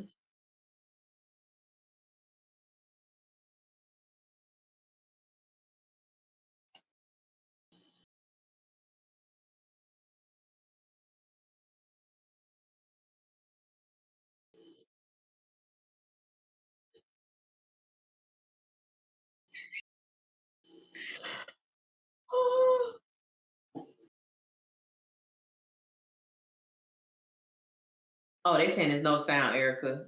They said it's mute.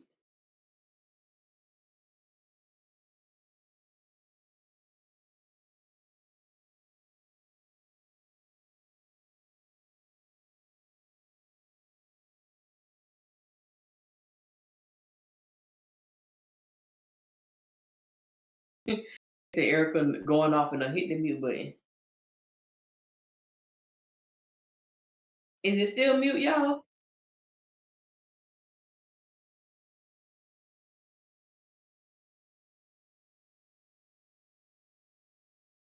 Yeah, I can hear Erica.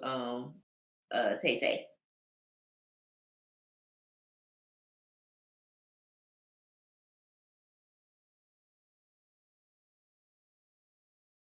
Can y'all hear us? Both of us?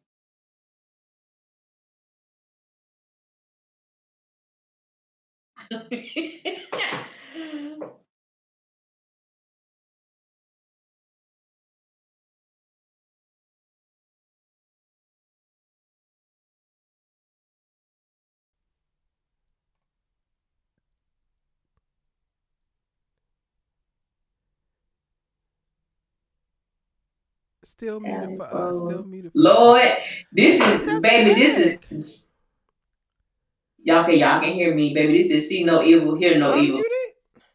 and you can't hear Erica. Test, test, test, test, test. Y'all can't hear me. Okay, okay.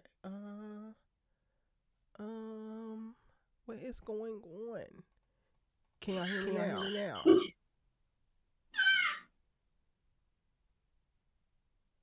Back, back. There we go. There we go. Is it? But I feel like it's echoing. Is it echoing? Is it echoing?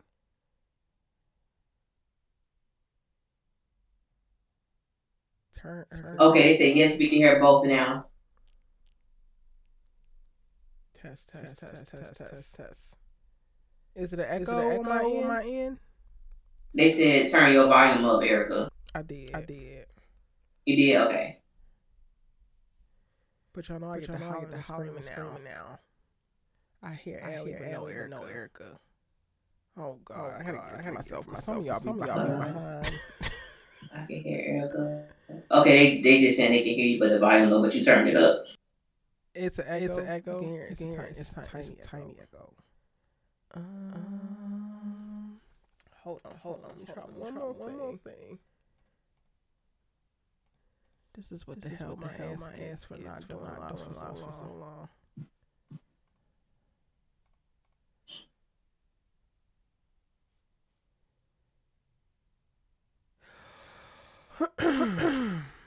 Test. Where am I? Here. Test.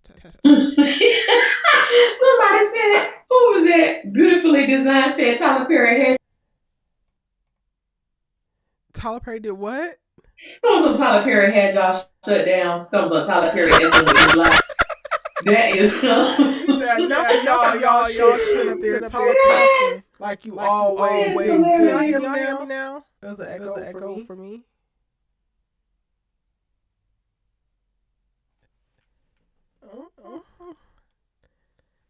It was. I didn't touch nothing. Like I was just talking. Erica's volume leveled up. Lord.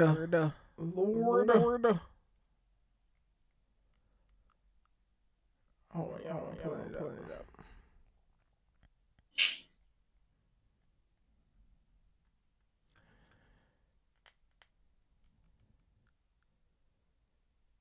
Echo still. Yeah, we didn't even do nothing. Like that's the crazy part. We didn't even do nothing. Yeah. It really, we ain't touch nothing. We just talking.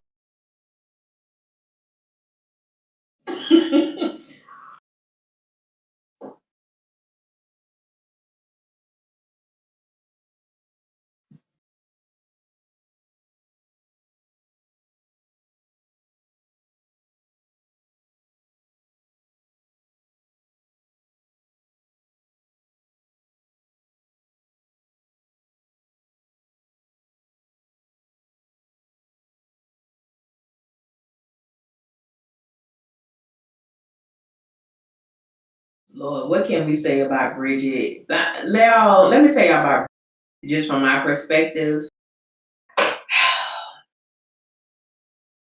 Bridget and Calvin really pissed me off.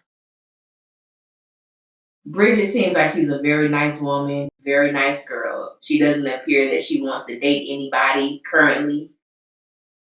But the way that Tyler has written this dynamic Calvin really pissed me off in the last couple episodes. Initially, I was trying to figure out what was Calvin's connection. Did he like her? Was he giving like big brother protective, vibes? I really didn't know. And then I'm like, oh, he's married because I saw the wedding ring on his finger. Initially, I thought that Calvin's wife was deceased and maybe he was a widower and he just wasn't ready to move on with that part of his life, or whenever he felt that things were serious between him and Bridget or whatever, he would take it off. But come to find out, this man is married to a crazy woman, and necessarily she might not be crazy. It might just be something that Calvin is doing to make her think he's cheating, to make her think that she is not, that he's being deceitful. And the fact that she think that it's with Bridget is wild to me, and Bridget just trying to make Christian business and all the things, and then she got to deal with this woman coming in. I would look. I thought Bridget did sleep. No, Bridget never slept with Calvin. She don't even like him like that. Remember nothing about Calvin interest. She doesn't want to be with him at all. It's like your volume inputs are clipping out. We don't know what's going on.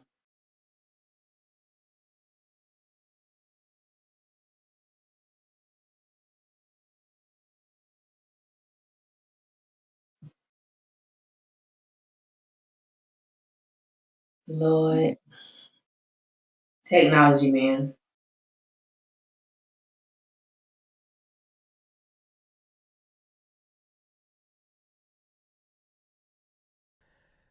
Can y'all hear Erica? No, they can't.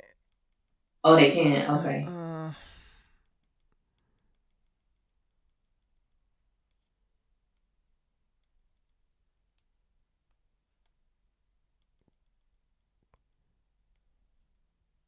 See, TP trying to normalize dating married men. It seems to be something that Tyler oh Perry wait, just yeah, they can now. someone.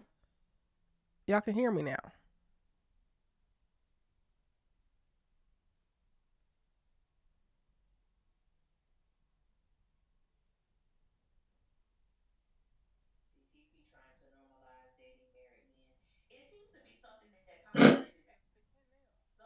Okay. All right. I'm gonna stick with whatever the hell this is because I can hear it. Okay.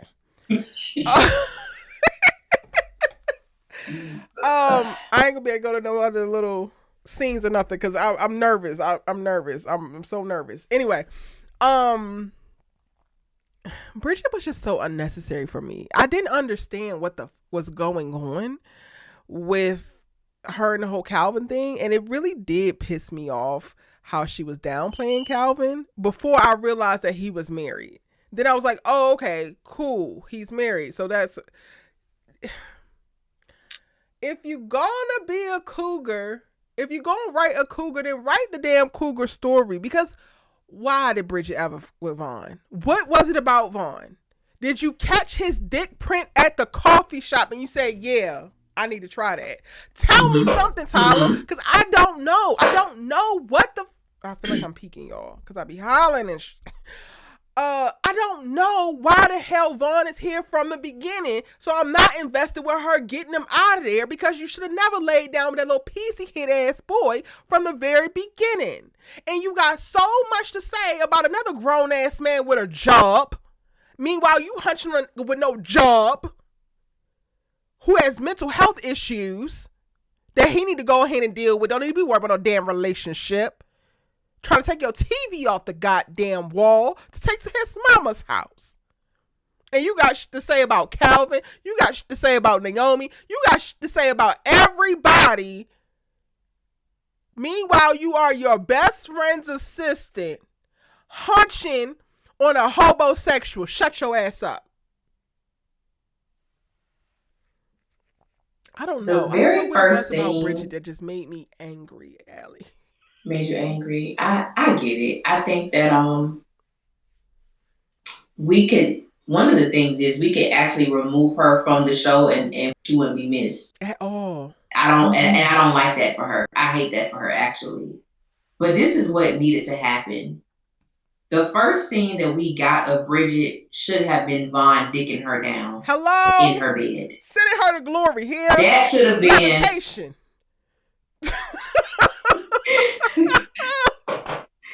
That should have been and I'm talking about getting well. That should have been the first moment, because then I would say, sis, I understand. Oh, I get it.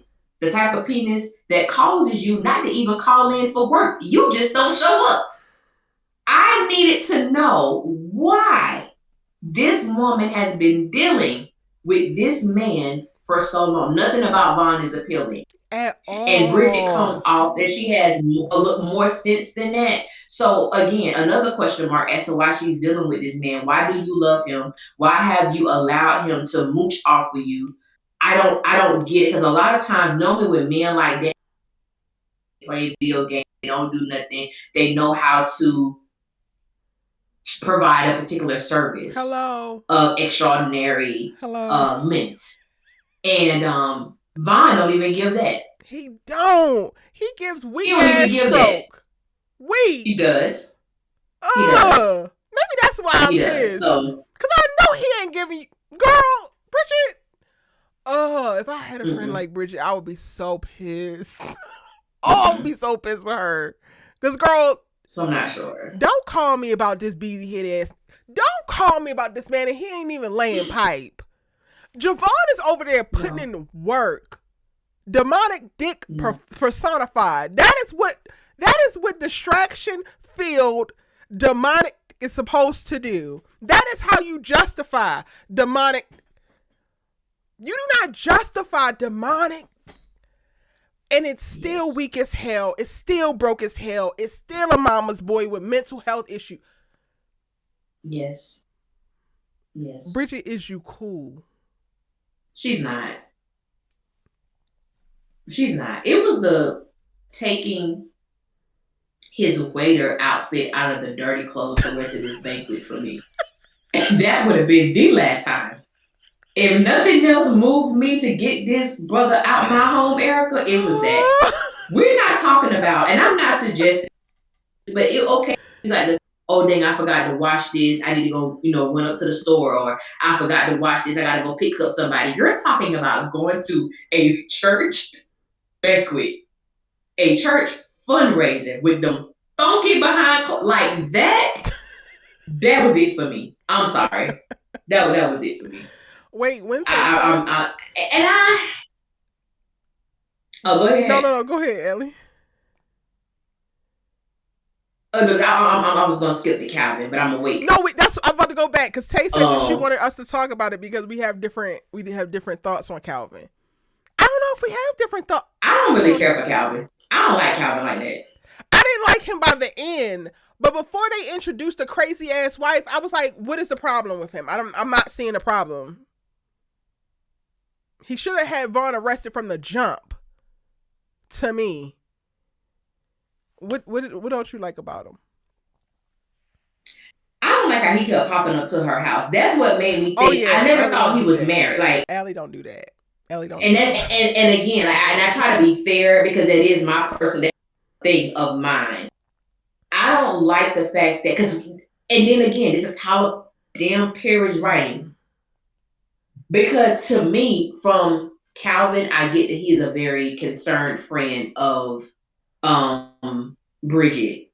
But from Bridget, it appears that listen, we cool, but we ain't that cool. Right. So which one is it? You know what I'm saying? Like which one is it? Is Calvin overstepping when he shows up to your house? Like he did you a big one, he got the guy a job.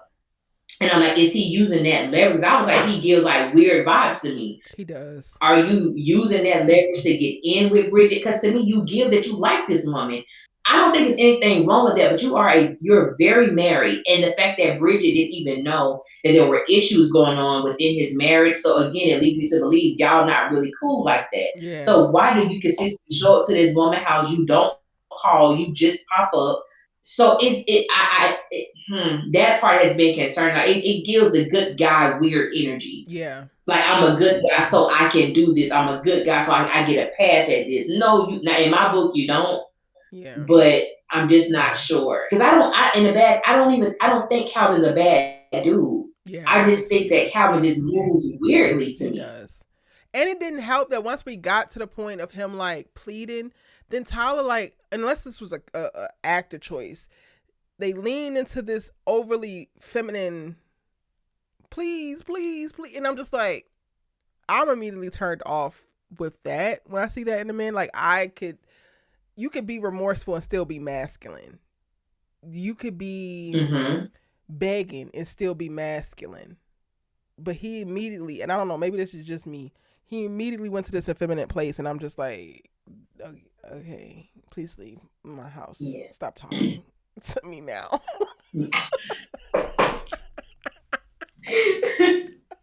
Yes. I'm no longer attracted to you. I mean, she was never attracted to you to begin with. I was initially attracted because I'm like on paper and like he had very minimum lines. He was checking Vaughn's ass. He was telling Bridget that she's better than Vaughn. I said, okay, it clicks. But the moment that the crazy ass light skinned wife showed up, the whole damn train went off the tracks. It did. And your review was so funny in a sense. You was like, Calvin, what are you doing to make her? What have you been like displaying to this woman that she would think that you're cheating on her? It's something there. Now, do I believe Tyler is gonna flesh it out? Hell to the no. He's not. He's not. And you know, it's like one of them things I am learning because I haven't learned. I am learning to be cool with that he's not gonna give us resolve. He'll give us a few colored Easter eggs, and they'll look real pretty and real good. Mm-hmm. But that's about as most we gonna get. He's not gonna, this is what's going on there. No. Because next thing we know, we ain't gonna never see that wife again. And Calvin gonna be telling us she left in the middle of the night. That's telling you mess like that. Now I'm a free man now. She didn't give a damn when you wasn't a free man. She ain't gonna give a damn when you are. Slick Mick says, didn't Vaughn tell Bridget that Calvin loves her? Didn't Vaughn tell Bridget? If he did, he only did that because he don't. And that's how he know. I think he told her that Calvin likes her and that Calvin has a picture of her in his locker. Oh, okay. Like he did say that. And I'm like, but then again with Vaughn, it's like, boy, you telling the truth. We don't know these men. It's that deflection. Like that's the same thing. He using Bridget. You know why you here with Bridget, and you look at Bridget that's like true. She's insecure, she this and she that. She's easily manipulated. So you can look her in the face and tell her that this man like you, and you actually not lying because this man do everything that you want. That's how you know. Yeah, and I knew Bridget was a little touched or a little delayed when she asked Myron for relationship advice. You really think he liked me? I said, Bridget, no the hell you're not. You're not asking man. Also, you're not asking Myron if you don't care. Do you do that? If you don't care. I don't do that. I try to avoid. I don't either. The men that are attracted to me that I'm not attracted to, the way my ass tries to disappear and like, do you see me? Like, don't tell me nothing about that and what he want, what he like, what he see. I don't give a fuck. Get me away from that man. If I'm not interested. I'm not interested. And then Myra tells him he might want to bite on something. Get the hell out of this office, Myra. Get the hell out of this. She on some. He look like he bite his neck. Well, he look like he might want to bite on something else. Why are you here? First of all, we don't want you to Why are you Myra, here? shut your ass up. Stay in the queer people business because nobody wants you to put your teeth on nothing, sir. Yes, like Homer in them damn bushes really quick. God. Don't come tell me shit about somebody I'm not interested in. The moment you make me aware that somebody is interested in me that I am not interested in, I'm going to try my best to become Casper here. And that's a fact. That is a fact. I want to go back because somebody mentioned the switch up with Pastor Jeff from the beginning of the season towards the end. Where's the comment? Yeah.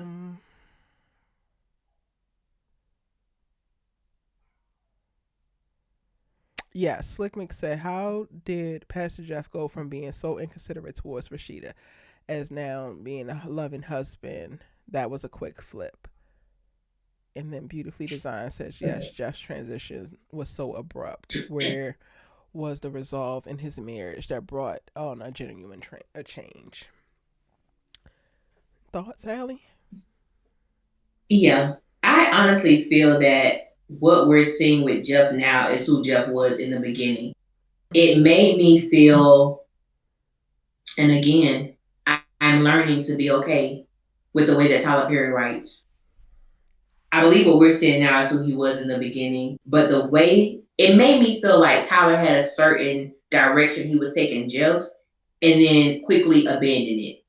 Like that's how jerking it felt to me watching Jeff in the beginning, because it wasn't even just with how he presented himself, it was just how he talked to Rashida. Yeah.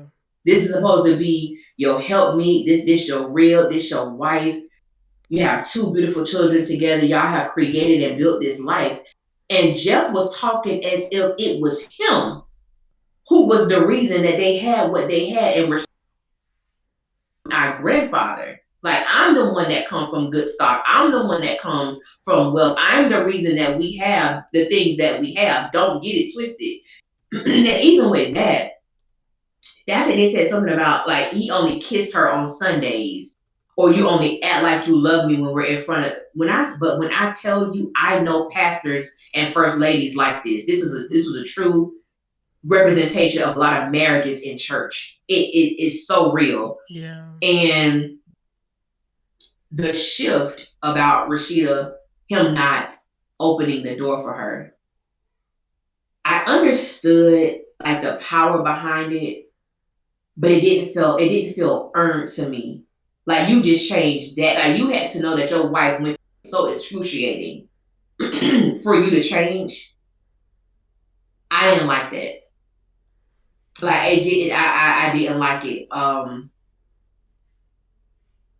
But you know, here we are. I went from not liking Jeff to liking Jeff, and now I'm side eyeing Jeff bad. Are you? I'm not. I'm side eyeing Jeff just a little bit.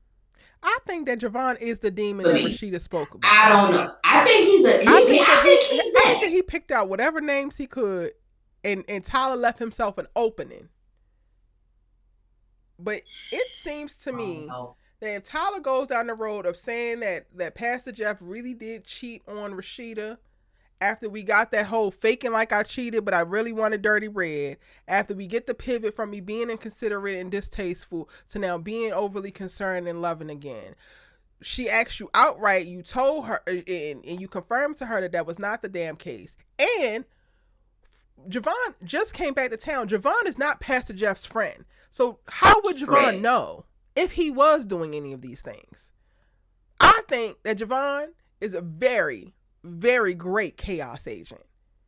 And naming names is the only way that thing actually goes off without a hitch of like, oh yeah, this is actually going to create disruption in a way of this could flip it on me. If he was to just say, well, what about you, Pastor? I didn't know something about you, but what do you know? You put a name on it, then people were like, well, wait, who the hell is so-and-so? But I don't believe that. I'm not side-eyeing Pastor Jeff. And that's crazy because I couldn't stand his ass at the top of the season. I said, "Oh, you ain't got to tell me I twice. tell F you. you." Talking to this woman like that, talking about some she talks too long and she do this and she do that.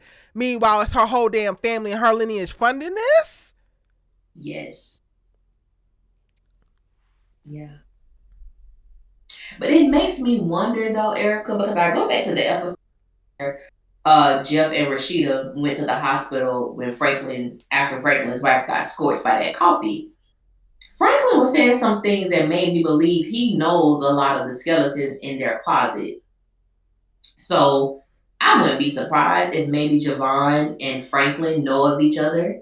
And maybe there have been some conversations discussed. I don't know. And it also made me think about, could there have been pillow talk with Geneva and Javon? Because I know she didn't sleep with that man no damn one time, as she's trying to say. Was there, pillow talk? Did she say certain things? Is there something that she knows that she hasn't told Rashida? So it makes me like, I think it creates great conversation.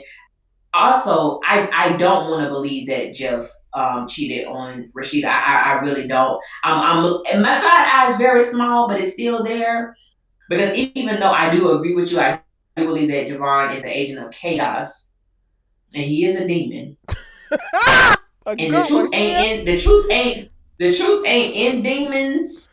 However, it could be some truth to what he's saying. Possibly, could be, hypothetically speaking. But That's I how don't I believe. lose I don't all of believe. the brilliant character work that he did with Jeff up until this point. Because now you a liar, Jeff? Yeah, Wow. yeah. I don't believe. I don't believe. But it's also Tyler, so it's like I don't put it past him either to do that. And then these could be women that maybe he dealt with before he married. It's just I didn't like, because I feel like that was a punk move. Like the heat is on you. So well, what about Anya and Brittany, whatever their names was? Like, who the hell is these women? What you talking about? And where the hell Pastor Who Jeff and get an who the Anya hell is from? this? And why the hell do you remember who Pastor Jeff slept with? Like, and Right. again with that too, you don't remember the names of the people that this man done been with. So that watered that down for me some too. But with Tyler, I don't trust Tyler. Y'all know how I feel about Tyler and these writers. I don't trust them. Yeah. And Tyler would, go and undo everything he's done for the sake of the twisted story he's trying to tell. Oh, he Unfortunately, would. He really would. But y'all are that's the right. bad part. Y'all are right. It was an abrupt shift over the course of the season.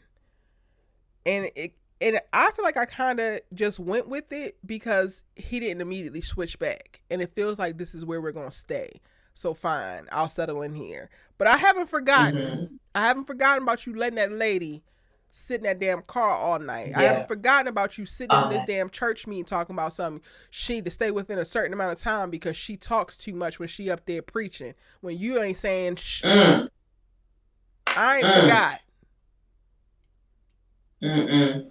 And I think what made Jeff so compelling to me, because I'm one of those people where when you can apologize for something you've done and then your actions line up with that, and that's what Jeff, when he told Rashida, you would never have to open a door again. And from that moment, anytime they are anywhere with the door, she don't touch a door when he's around. Like, he has literally shifted and changed. And it could have just been one of them things where finding that out about his wife just did something to him. And it forever changed them. And that's what we've been saying. We have seen a completely different Jeff. But I think even for him to admit that he was jealous of his wife, because you're able to communicate and you're able to draw people in a way that I can't. And I know if it wasn't for you, people wouldn't listen to me. We wouldn't have the church. Like, and again, that was so powerful to me because I know so many women who take a back seat because their husband is the senior pastor or the head pastor. And it's like, baby, yeah, you pastor, but it's your wife. We love what she preached. It's her. And unfortunately, that's, baby, I don't know nothing else. I know church culture. And I will say that Tyler Perry hitting it on the bullseye with a lot of the stuff that he's writing about these situations. I But feel with like you Jeff, could I have. just, Sorry, go ahead. no, he's become a favorite of mine. And giving a shout out to Devon, he had little growth in his acting a bit His like acting that. I did have been improve. impressed with it. Yeah, Oh my shifted. Yes, gosh. Because him and Geneva was yeah, in the same boat. Them first 3 episodes, Kim and Geneva was running yeah, neck and neck, and I was like, Allie, what the you got? What am I watching? I you, can't. yeah, But then when he started to figure it out, I'm yeah. like, okay, it's just Geneva. Okay, cool.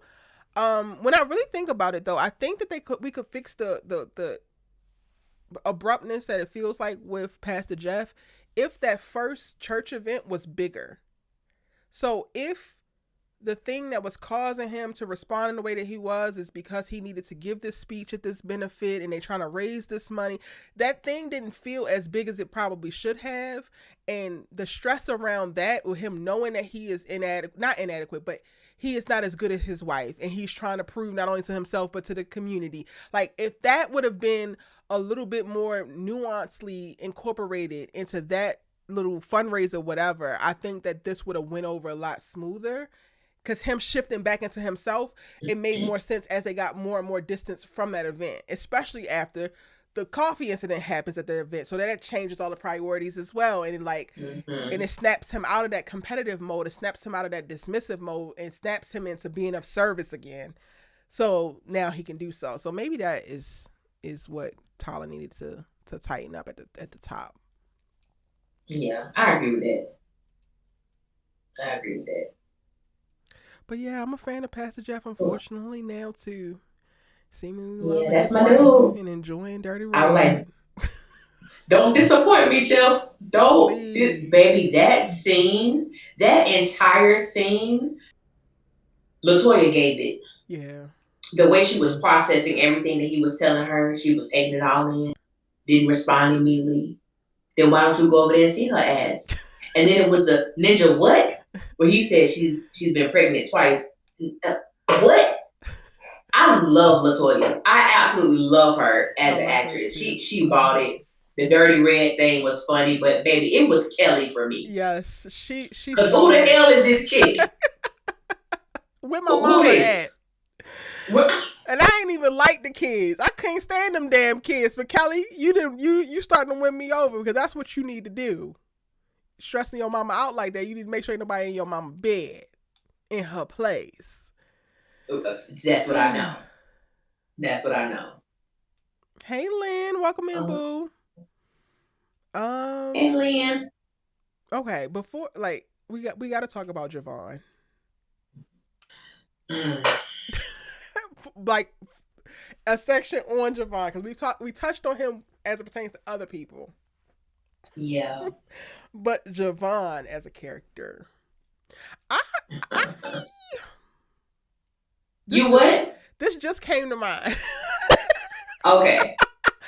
I might go as far as to say Javon is the best written character of the season.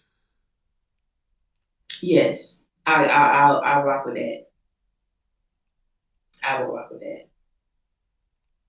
Cause baby, he came and shook shiz not eat up But I also feel like Tyler, from. that character, he found a sweet spot where the not enough that Tyler gives works for the mystery of what he's doing, but he gave just enough to keep him going.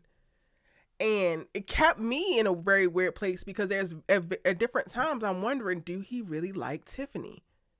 Could this change everything? Could he fall for Tiffany and that change everything? But he's still a demon. He's and that was interesting because I was like, that's a really great point because like for me, my thing was I don't trust Devon.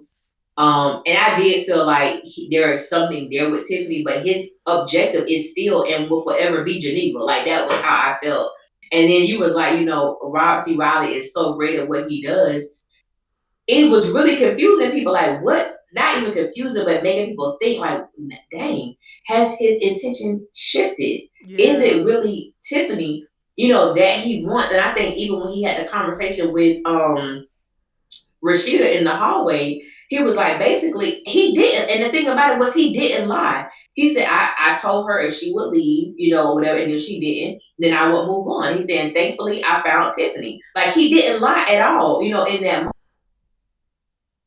I do think there is something where it's like maybe he's stuck in the middle. I have feelings for both of y'all. and I didn't expect to have feelings for this woman, but now that I do, it's not as easy to just leave her alone now. I Which is think. as you stated, that is a great sweet spot, Erica, because it's like, and then I think about Tiffany. Tiffany may be hurt, but is Tiffany willing to let him go? I don't Outside of know. the show, Allie, what I love about Javon is the visual representation of demonic dick. Because I don't think that women get enough credit for like how we get into things and are literally deceived. And I think that Tyler did a beautiful job of showing how men can manipulate women into relationships. So when shit goes left and things go awry and you come out on the tail end battered and bruised, people want to look at you. Well, how didn't you know? You didn't know that man was no good. How did da da da da? Like I've seen it all the time. This is how. This is exactly Yeah. how the man that Javon presents to Tiffany, aside from just a little inkling, maybe a little touch in your stomach, gives no sign that there should be cause for alarm. Mm-mm. He plays, I like you, I could love you, I'm into you, I want to protect you, I want to spend all my time with you so well, so brilliantly. And so Oh many well. men master that and use it for nefarious purposes. Mm-hmm. So outside of the show, I just love the representations for the demonic dick. Like I just love that we got a Yeah. visual for it now, so that people can stop playing in women's faces and telling us to choose better, and playing down experiences that we've had with these men who played in our faces and in our parts and had us all twisted up. Yeah. Yeah. And you think about it, when it comes to Tiffany, the only thing that was making her pause was that true. Is that what? Something ain't right. He's like he's too perfect. Yeah. That's the only thing that made her kind of want to push pause on the situation. Nothing that he did other than that, like maybe let me pause because this feels too good too soon, or he says all the right things, and that was the only thing that was a little bit unharming. Other than that, Javon, baby, Javon can make that woman do whatever he wanted her to do. Because Slick I'm Mick, like, what do girl, you you have like known this about man, Javon? Slick Mick says, "Well, I huh? like Javon." What do you like about Javon? Is the question. Go ahead, Allie. Yeah, like and I think like with Tiffany, it's like possibly seeing a future with this man. Mm-hmm. The loving is good. He's saying all the right things. He's a lawyer. He can provide. He can take care of you. He's everything that John isn't Yeah. and wasn't. And it's just like the breath of fresh air. And I like that you said that this is what an example of this type of man look like. So when a woman gets trapped in this situation and you like, baby girl, and it's like this is who he was. The people y'all saying your homegirl was blind, your home. This is the man. She wasn't blind. She wasn't, the penis may be good, but outside of that, he looks amazing on paper. He's saying the things I need for him to say. He makes me feel comfortable. He makes me feel at ease. He makes me feel like the things that I go through are important. And I'm not thinking anything else other than what? Oh, he's just so conniving. Oh my God. Mm-hmm. That man, that man is so conniving. I think about when he was telling, telling Tiffany that Geneva was jealous. And then she can't talk to Geneva anymore. She know that Rashida is hiding something. So who's left for her to confide in? Javon. He set it up so lovely. Mm-hmm. Oh, that bastard. When Tay But Talk he says, did. "Do we think that Geneva manipulated Javon into kissing her by lying?" I didn't. That's a great But that's a perspective, but I great. think he was gonna kiss her. That is really, I really don't know if I good. believe that he Um, was gonna kiss her. When I think about it, that came the closeness came after the disclosing of the hitting, and that she got bruises yeah. out of the. Not even that he hit her. Then she goes on to say, and he's like, "Well, do you have bruises in the other places?" Probably because he knocked me into the table. He said, "Jesus." I didn't think about it like that, Tay. I didn't think about it like that at first, but I don't know if he would have kissed her if she didn't reveal the DV. That's really great. Which lends itself to like, is he, that Hmm. would mean that he's actually into Tiffany and he's trying. But then also my biggest thing wasn't even a kiss, it was how quickly he ran to Geneva's defense. That to me tells me Yeah, more than a kiss does. yeah.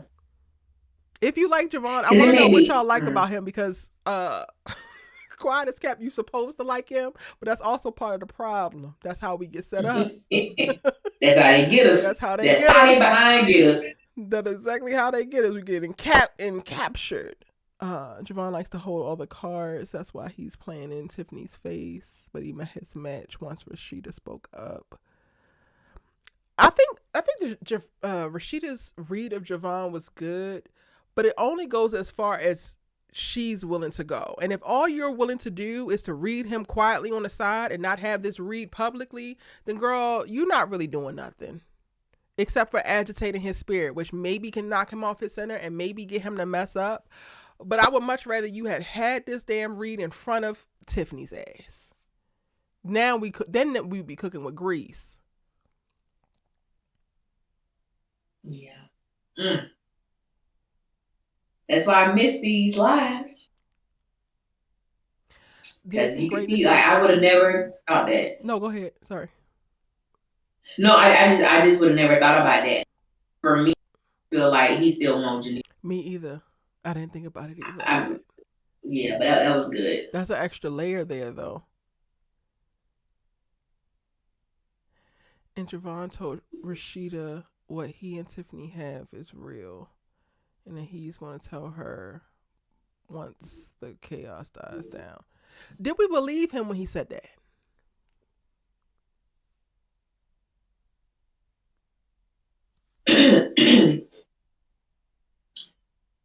I don't know if I believe them. I'm just gonna be honest. I don't know if I'm gonna tell her when all this stuff die down, baby. Ain't nothing finna die down no time soon. That's why I was in 6 months. What's finna die down? William is in there fighting for his life.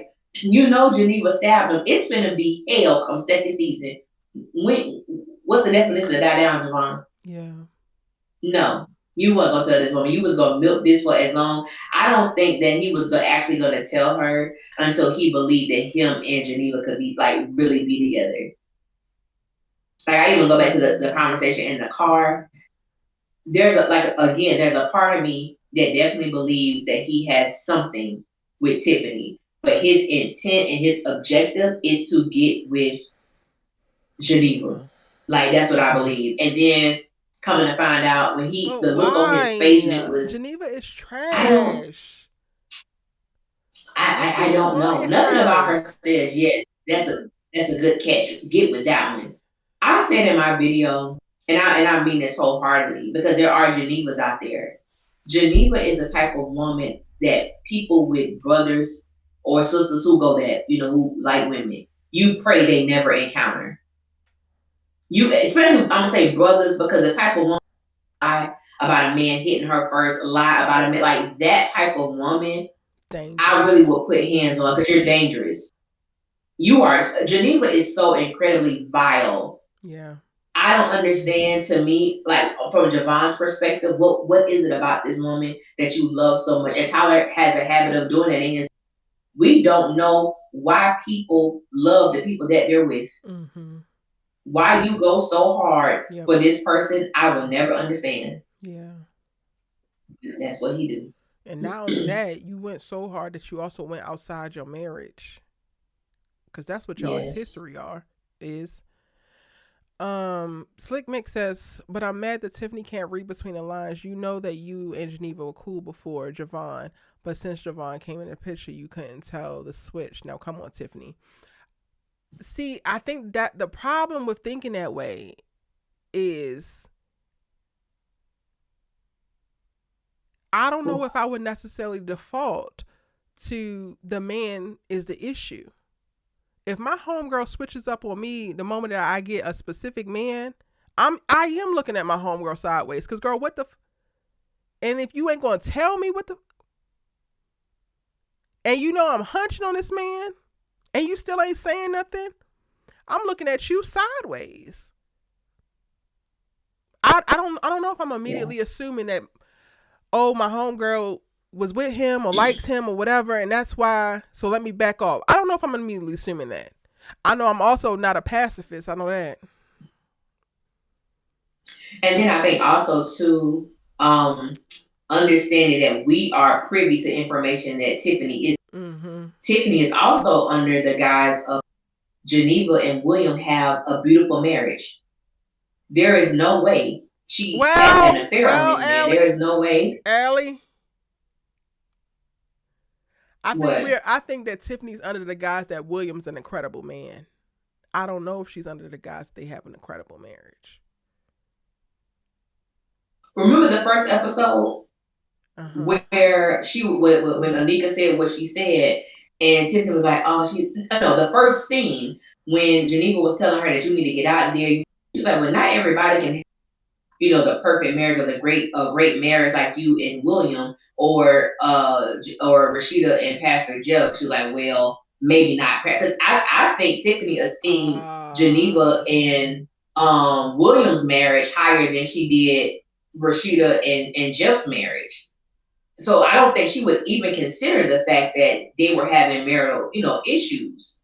Because even when she was Okay, I like, will say that. "Who's the pretty lady?" I will say that. I will say that, Mm-hmm. but I personally feel like the most of the weight and the heavy lifting in the presenting of their marriage looking so perfect was on William's shoulders, not Geneva's. Yeah. Do you think that Tiffany also has a skewed perception of Geneva, like Rashida? Because I'm trying to figure out why these people No. just don't. You don't think she does? I think that she is the one that don't never want to rock the boat when that need rocking. And I feel for them type of people. I really do. I think that that's the type of person that she is, because she picks up on it, not like fully, but she picks Mm-hmm. up that the energy is off damn near Yes. immediately.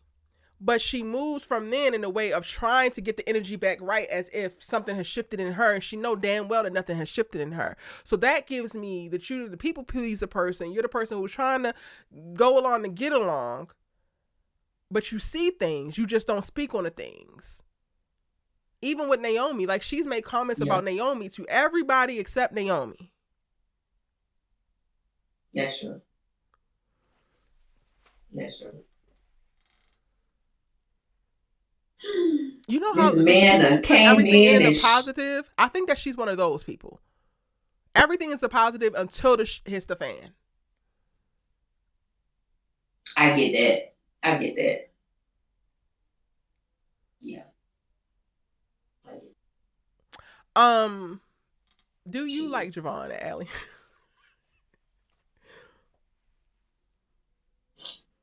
Um, I like I like Javon for what he represents because he's doing his job, but I don't like that bastard. Would Javon I have don't like him how would he playing Javon with my have got dog me? Tiffany. Huh? Would Javon's scheme have worked on you? Oh, most definitely. But most definitely, I'm not even gonna sit here and lie.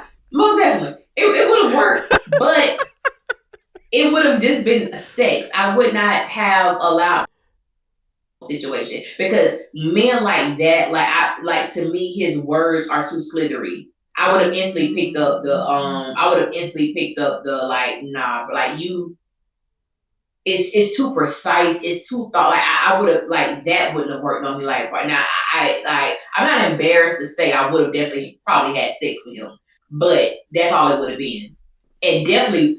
Oh, it wouldn't have been unprotected like Bridget. Now I don't know what that was. Cha, I don't know what that was. That right cha. there, no ma'am, no ma'am, And see, no. that would be my problem. That's where he would have got me, honestly. Like, cause yes, his words are very slippery, but I personally can't just do just sex. Like, that Mm-hmm. starts to tie into like me actually giving a damn. And then don't be great at it. Don't let us have amazing sexual synergy. Mm-hmm. I'm gonna be like, oh fuck, this is the one. See, now look at me. No, Yeah. mm-mm. I am the broke Yeah. demon dicks prime like target. Like this is the person that will fucking work on it. Will be my ass. Oh man. Wait, somebody brought up Javon and Geneva in the car, and he said that he was speaking in past tense, and he said he did want to be with her. How do we feel about the car scene? The car scene with Geneva and Javon, yeah. Javon.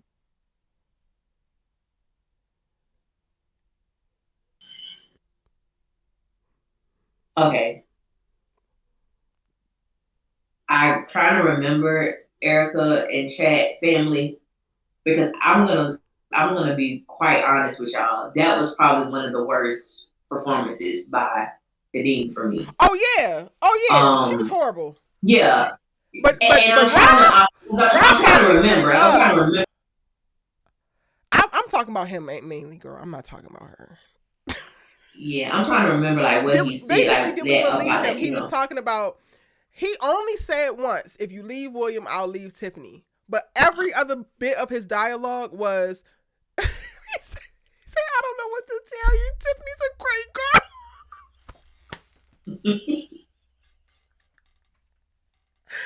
Ellie, that man is a demon for real. He literally said, "I don't know what to tell you. Tiffany's a great girl." Like, what? Why would you say that? Why He would you basically was say like, "What that, did sir? what you expect me to do? I'm human. She's nice. Who would have thunk it? Like, Oh my god." dude." Rob was so dropped in that damn car. Oh my god, it was so good. And I struggle with that scene because he does in the middle of it. He says, "Well, if you leave William, I'll leave her." And then she doesn't agree. So he's like, "Okay, cool. Well, I'm doing this," and da da da. And then he goes right back to like, "Tiffany's great. I'm not doing like." And I'm like, "Fuck. Well, which one of these things is true? Do you want to be with her? Do you want to be with Tiffany? Which one is true?" It's almost like two things can be true at once for him. It's kind of like I my dream is to be with you. However, if it don't happen, it'll be a dream. And I'm okay with this over here. Like if it don't work out with you, if you because she was like, "I'm never gonna leave," and he was like big freaking do. I knew that. So it's almost like he's calling her bluff because he don't think she gonna do it no way. And I'm gonna go home and I'm gonna ask my husband. Yeah, let's see how that works out for you. Like Javon it was so funny because he was being hilarious, but realistically, like, there is no way in hell you about to go home and make love to your husband. I know you're just saying this to hurt me or saying this to make me feel away, but you follow me. You're sitting in my car right now. But when he told her to get the F out of his car, baby, I hollered in that moment. Because he was so serious. Like almost like Geneva disgusted him. Yeah. Which leads me to believe if he has moments where she can disgust him, there's moments where he has to be able to fall out of love with her. Mm-hmm. Yeah. Ooh, baby, stuff. All I know, season 2 stuff gonna hit the fan. That's all I know. Cause. So what does this hitting the fan look like for you, Ellie? I got my little notes. Y'all, my video is coming. Here, it's coming. I got my little notes on the themes that I know have to come out in next season. But what does hitting the fan look like for you? This is one perspective that can happen. That now that everything is out in the open and maybe Javon feels like he can live life freely, he chooses Tiffany and Geneva becomes obsessed. Mm-hmm. Like hitting the fan in that way. But I believe he loves her, Geneva enough to try to protect her because everybody knows that she's the one who stabbed William. And they can lie and say they don't know who did it. Maybe there's no camera footage or whatever the case may be. And I believe we can also see a villain arc with Tiffany as well, because even if Javon chooses her, emotionally she done, but I know it's gonna piss you off, Geneva.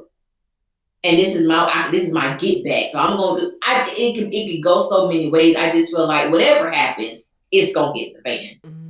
Like whatever it may be. And then William is gonna be alive and what's gonna happen? Well, it's gonna be, I'm sorry.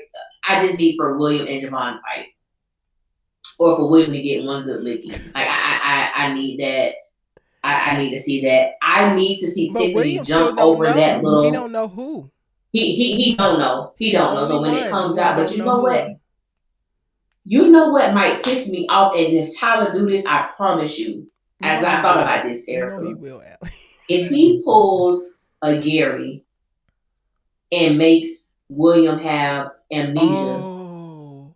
where he doesn't know that it was Geneva who stabbed him, and in his mind, him and his wife still good, and she has to play the role. Oh I'm gonna be pissed. God. I'm gonna be pissed because Oh, I I don't would put it past hate that. Tyler. I didn't think about that. I don't put it past it. I thought that they was But gonna I keep got a William in the strong dark all feeling. next season. Damn, Ellie, you really went there. I said they not telling William that it was Javon until the next season finale. Everybody's gonna be hiding it from him, but that is even worse. Yeah. Because Tyler do something like that. He don't remember, and then he come back out of surgery, and where's my Geneva? I'm here, baby. I can see that. I can see that. And then everybody got a lot of this man because he not a lot of him, but he don't know, he don't remember. Mm-hmm. And I'm just like, I don't want that, but we know he good for that. He is.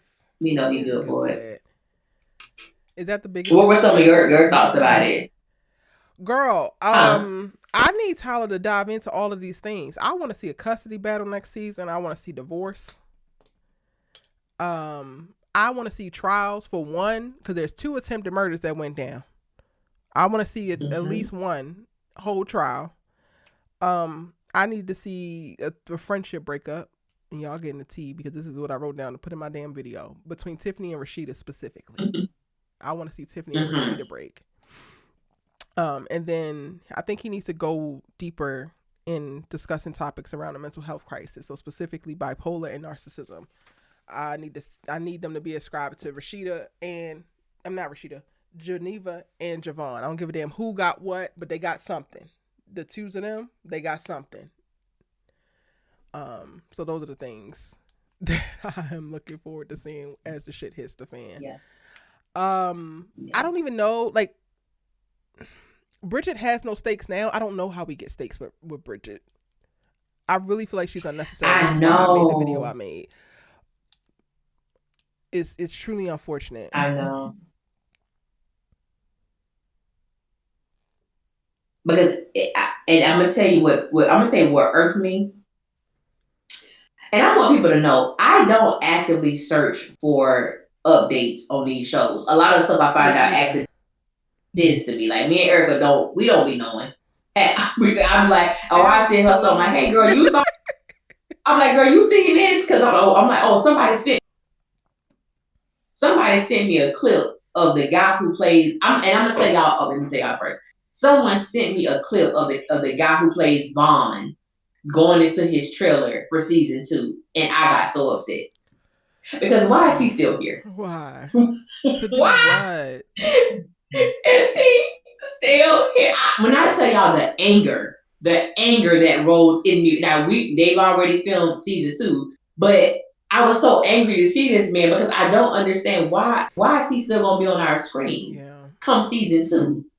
Again, Bridget needs stakes. Everybody has something to lose. Everybody got something that just change their entire world. She doesn't have that. We gotta do something, Bridget. Yeah. We gotta do something. She's the only one that doesn't have a child. She don't have a child. She like what is she's Rashida's assistant. What is going on in her life? It can't be Vaughn no more. Like we don't care about him. We don't want him for her. Yeah. So I'm interested in what her story is gonna be in season 2. Well, Allie got all the interest for the both of us because I couldn't give a damn less. I would also say the same thing for Naomi too. Tyler let me down with Naomi. I had my hopes high for Naomi, and what we wound up with, whatever. And I guess she wanted to give old boy another job. The best thing that he did the whole season, and it's because I use this word often. I try not to use it, but I use it in real life. When he said, "You set your monkey ass,"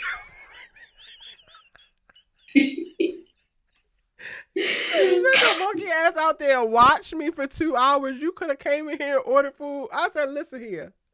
The realest thing that he said, the realest performance, because even his little All the Queen's men ass was not given what needed to be gave. Again, I feel like the whole Naomi storyline was strung together with shoestring and gum. But whatever. Yeah. With everybody else, there's definitely stakes. There's cost. There's gonna be loss. There's gonna be additional hurt. There's definitely gonna be a ton of things to happen in the season to come. I'm looking forward to it.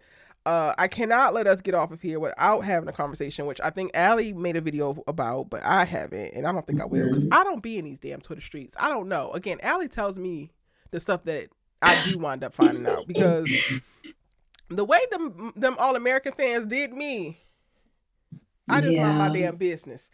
But apparently, there's the conversations on the interwebs, now that everybody has moved over from BET Plus, rest in peace BET Plus, to Paramount Plus, and Divorce Sisters week after week keeps finding their way to the #1 spot.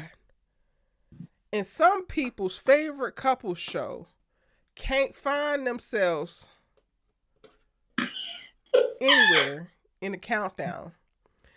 Allie said that there's a conversation being had about Zatima not being #1, and why the hell is Divorce Sisters #1? Is that correct, Allie? Is that the question? That is correct. That is correct. Now, mind you, I'm gonna let y'all. Since Sisters ended season 9, I have been on Twitter 3 times, which goes to show I don't get on Twitter a lot at all. The last time I got on Twitter, I hadn't been on Twitter in 2 months. Got on Twitter, it was last Saturday, and I'm seeing the conversation happen. And I'm like, well, I didn't even know Divorce Sisters made #1. I wouldn't have known if I hadn't seen the conversation. I have seen Zatima in like the top 10, but they never made #1. And people were so upset about they don't understand how it happened. Zatima is a much better show. You do have some people who are now starting to be real about that. A much better show is crazy. Is not well written. And those conversations were very, very minimal, because I have seen an influx of people who are enjoying Divorce Sisters way better than they are enjoying Zatima. So much so people are being real about, some people Faves may not be the strongest of actors, or the show just isn't good, or the show is a great value version of Martin. I've seen so many comments now that people were fearful or scared to make in the beginning. And I just want to say, baby, me and Erica need apologies. Because the same things that we had been saying for years, that people would get in our comments and say all kind of crazy stuff, are literally saying the same things now. And it took Divorce Sisters to bring that out. We've been saying that years ago, 4 years ago. And people was trying to rip us a new one. Hand them here. Hand every last one of these. Because I'm like, I can't even believe. We were just haters. We were just haters. Yeah, we were haters. We were haters. Girl, I can't even begin to tell how many comments I have seen. Crystal isn't a strong actress, and when you compare her to people like LaToya and Portia, it's no compare. I was like, no, you're not saying that. What? Me and Erica said we jealous and we want to be Crystal. We want to be Fatima. I couldn't believe it. I should have screenshotted some of them things and sent you, because I was in awe, mouth dropped. Because I'm like, I know these people not saying this. And so I went to a certain reviewer's channel, and I'm looking at their comments. Oh, baby, people who used to sell out on us, they on our side. Oh, Divorce Sisters is the best. Why people mad that Zatima not hitting #1? The acting ain't the same on Zatima than it is. Like, 95% of their comments was that. Wow. People saying, I don't even know how Zatima got a show. I don't even know why Zatima's still on. I said, am I in the Twilight Zone? I'm saying, and I know sometimes y'all make the hate that me and Erica used to get when we used to have observations about Zatima as a show and Zatima as a couple. It was like, it was crazy. It was wild. But I'm floored by how I've seen things shift. And I'm like, it took Divorce Sisters for this to happen. Thank you, Divorce Sisters. And I don't even And I'm understand. trying, and I want to say this, and this is so important. The Voice Sisters on BET Plus within a 3 month or 3 week, whatever it was, brought in 415,000 new subscribers on their backs alone. That is what I call shifting culture. That is what I call making an impact. And they were the what was it, the highest or the fastest ranked whatever show, or the highest viewed Mm-hmm. show, original show on BT Plus in its history. Zatima didn't touch that. So when I say giving people their props, why people getting mad saying they didn't deserve it, that is a lie. They A deserve their lie and number, a even if they half. never make it again. They deserve that spot. They did what they were supposed to do. They are, for the most part, everybody is acting their behinds off, and the show feels grown. It feels grown. I don't. I told Erica I just watched the first 2 episodes of the second half of Zatima yesterday. Like, I have no interest in the show, and I be praying for my good sis, because baby, I be listening to your reviews. I said, Lord, this give my friend the strength to make it through, because I can I gotta tell. make it through this season, then I'm done. Then I'm done. Just know that I am done after this season. I'm gonna finish what the hell I started, but I am, I could, yeah, because even those 2 episodes back from the yeah. hiatus, what has changed? What is happening on the show, Allie? You just watched it yesterday. You probably couldn't tell me. And the only thing that's vivid in my mind is seeing Connie throw up. And I think that Beautiful was the first gowns. episode. Like, I remember that. Beautiful gowns. The second episode, I don't know. Shout out to Connie, who's now on the Shy, as where she should be. Yes. Where she should be. The Shy videos is coming to y'all. Just bear with you, cause it's here. Mm-mm. When you brought that to me, I couldn't even believe. I said, why is that even a question? I didn't understand. I did not compute at all. I said, why are we comparing Satima to the Voice Sisters? They're not in the same league. That's like saying that sisters can hold a candle to girlfriends. Can we put down a crack pipe? Ooh. Because it got to be crack. It got to be. Mm-hmm. You ain't sober. Ain't sober minded Mm-hmm. at all. And then you out there fighting about it? For what? Zatima is a glorified fan edit that is going on entirely too long. Mm-hmm. Relax. There's no damn story happening over there. That's why some of the strongest actors are leaving that damn show. But we don't want to talk about that. Come on now. And y'all's Come faves on now. have found a comfort zone, and y'all loving their aesthetic and ain't pushing forward within their craft, and that is also starting to show. Because, you know what? Let me just say, I ain't gonna talk around it. Deval, we're gonna go ahead and whack you real quick. You are making the exact same choices. You have been making the exact same choices for the last 6 seasons of Sisters and the last 3 seasons of Zatima. There has been no growth. There has been no shift, not only for your character and the journey that your character is going on in the show, but within the artistry that I'm seeing you bring to said character. Zach is easy for him now, unfortunately, and it shows. The show is boring. The characters are going nowhere. They're not addressing anything. There is no actual stakes. There is no actual consequences. So what in the hell should make this number one? When they now have gone from a very small pond, BET Plus was a very small pond, probably one of the smallest streamers, to the biggest, because Paramount Plus acquired Showtime last year. Yes. You want to know how Zatima don't make it to number one when it's in a goddamn sea of the Shy, of Beyond the Gates? Not only next to Divorce Sisters, it's up against some of the top television that's happening on TV that's not happening on HBO or Stars. And y'all want to know how Zatima ain't charting? They put a goddamn YouTube fan edit on Paramount Plus, and y'all want that to be number one. Please put the crack pipe down. That's a fact. That is a fact. I keep saying that.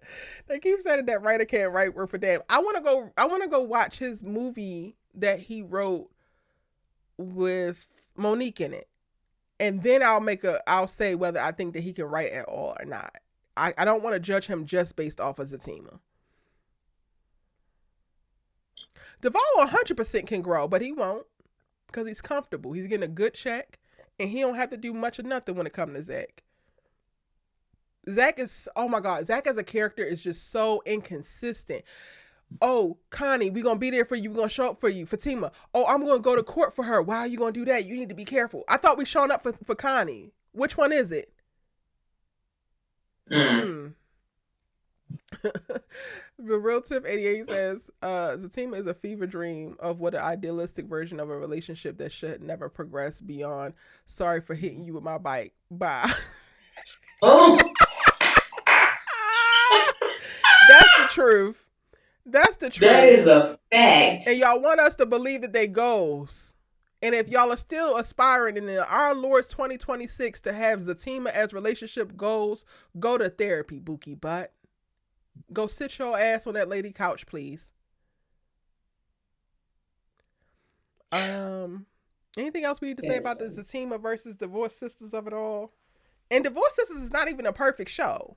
It's not the most well-written show. I think it's some of Tyler's best writing. Well, no, I lied. Tyler's best writing happens in his goddamn movies. He don't give his writing to TV. The best thing that Tyler could have did for the story that he wanted to tell was with Divorced Sistas was hire the people that he goddamn hired outside of Kadeem. That's a fact. They're carrying the show. That's a fact. That's a fact. Sisters just got renewed for season 11. Oh, yay.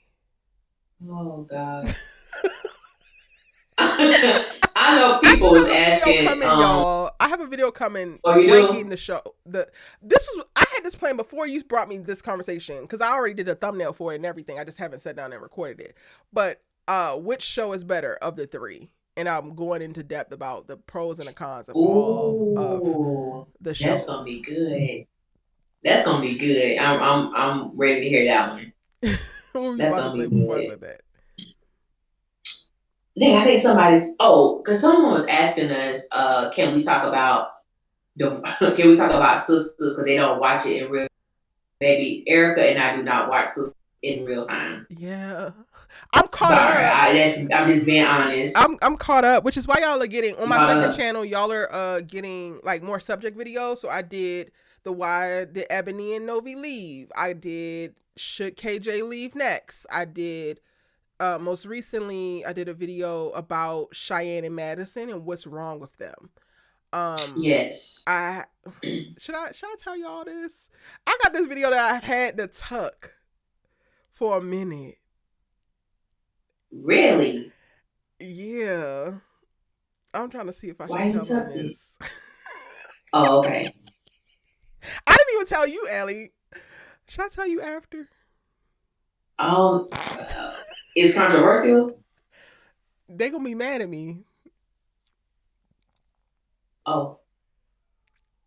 I mean, our fans, I don't think, and our audience is not gonna be mad at me, but I do think that this is a video that's gonna shake the table. I think that this is gonna be a video that puts me back in them fucking Twitter streets and back on Tumblr with people reading me for filth. That black bitch just da da da da da da. She don't know, and she just wish she was a light skinned fat ass. Da da da da da da. Like I know that's what's coming behind this particular video. Okay.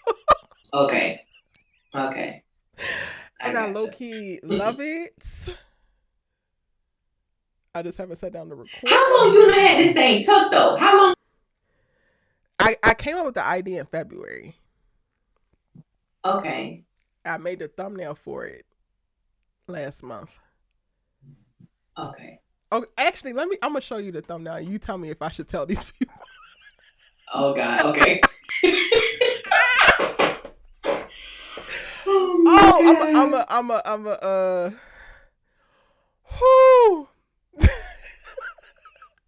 I want to get your reaction. I'm gonna send it to you on Instagram, Allie. Okay. Maybe you might be like, "Oh, Erica, no, this is gonna be fine." Yeah, might not be bad at all. Might not be bad at all. Oh gosh. gosh, y'all, it's gonna be up to Allie. So just know that it's up to Allie. Where Oh, is this Father, the thumbnail? pressure. The pressure. Where is entertainment? Hold on, y'all. Bear with me. Sorry, right now. Sorry, I'm looking for the damn thumbnail.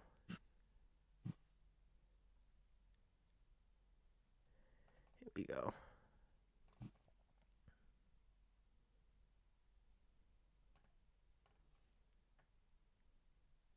Oh no, that's not the right one. Hold on.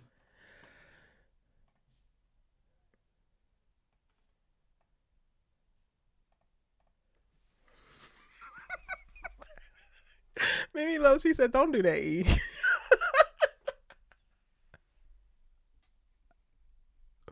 Oh, this is a really nice thumbnail. Thank you. You did something similar to this, right? I don't think No, I think so. you mentioned it in a video. You I mentioned have touched on it mentioned a it little bit. already. We talked. You know what? We talked about it when we was on hiatus and we did all those lives.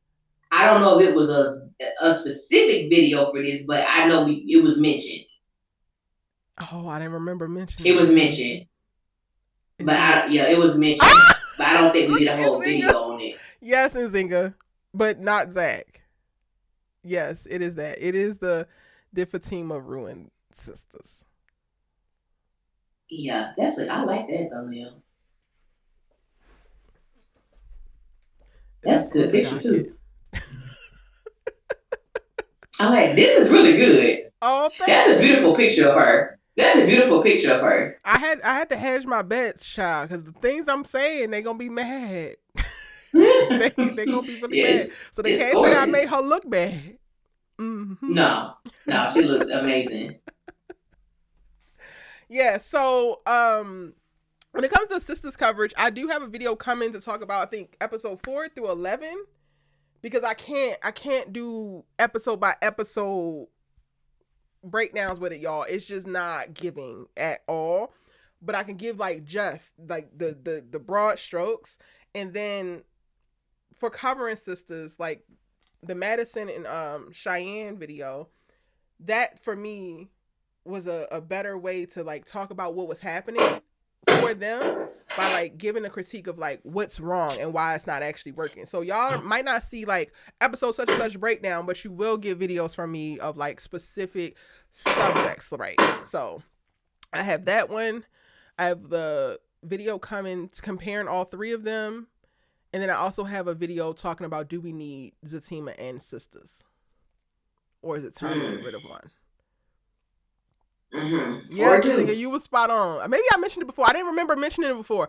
Every time I look at the thumbnail, I'm like, oh God, I can like I just imagine all of the stuff that's gonna come back from their fans. Regardless of how strong my argument is gonna be, regardless of Mm-hmm. however many receipts I have, I just know that this is gonna be the thing that has my DMs and my emails back flooded with a bunch of bullshit. Hi, Adrena. And you know what? Oh, Adriana, It's sorry. like prove what's wrong. They can't do it. And that's the thing. You can't like. I just feel like this because as strongly as we may feel about a character relationship, the one thing that I enjoy about us both is that if we don't like something, we can give you substantial amount of evidence as to the reason that we don't. Yes. It's not just the I don't like her. It's like absolutely the hell not. This is why I feel the way that I feel. I'm willing to listen because there's a whole lot of people who did not like Karen and thought she was the most evil thing walking around the Tyler Perry universe. And I gotta say this now, y'all. I love everybody who has been, showing support, listening to my videos, commenting. But the way y'all trying to say that Geneva and Karen are the same, I'm gonna need y'all to stop. People were saying that.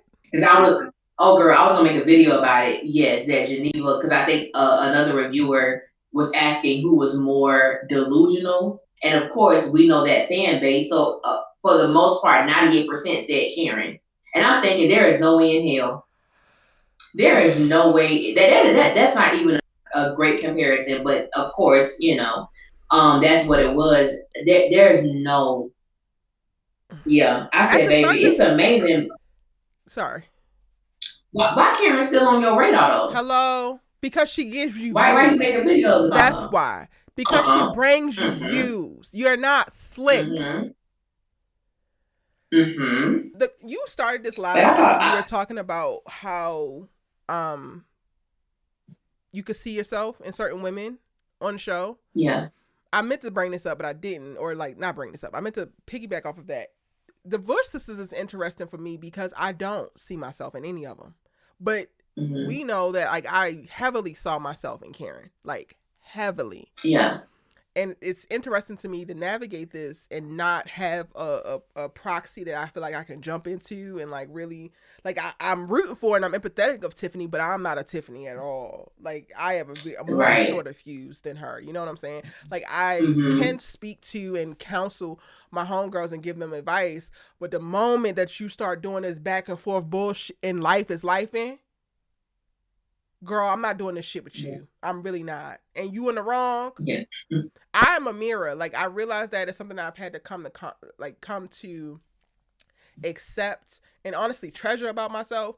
I am a mirror, and a lot of people have struggled with me being a mirror in their lives, and they don't like what the hell they see back. But I also can't shut it off, and I don't want it. I've now learned to not want to shut it off.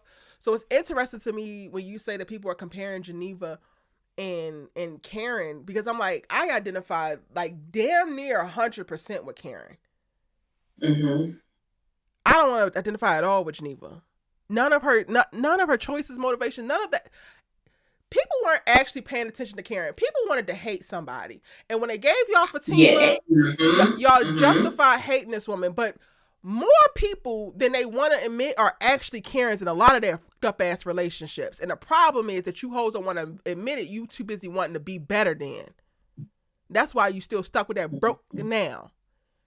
Ellie, I'm mad you told me that now. I'm Yeah. sorry. Now I'm like, But I think, but it's good because it gives us content. You know, it gives us content to talk about because it's like that is within the fan base, and it's like again it goes back to what you said. That's the story. That's the narrative.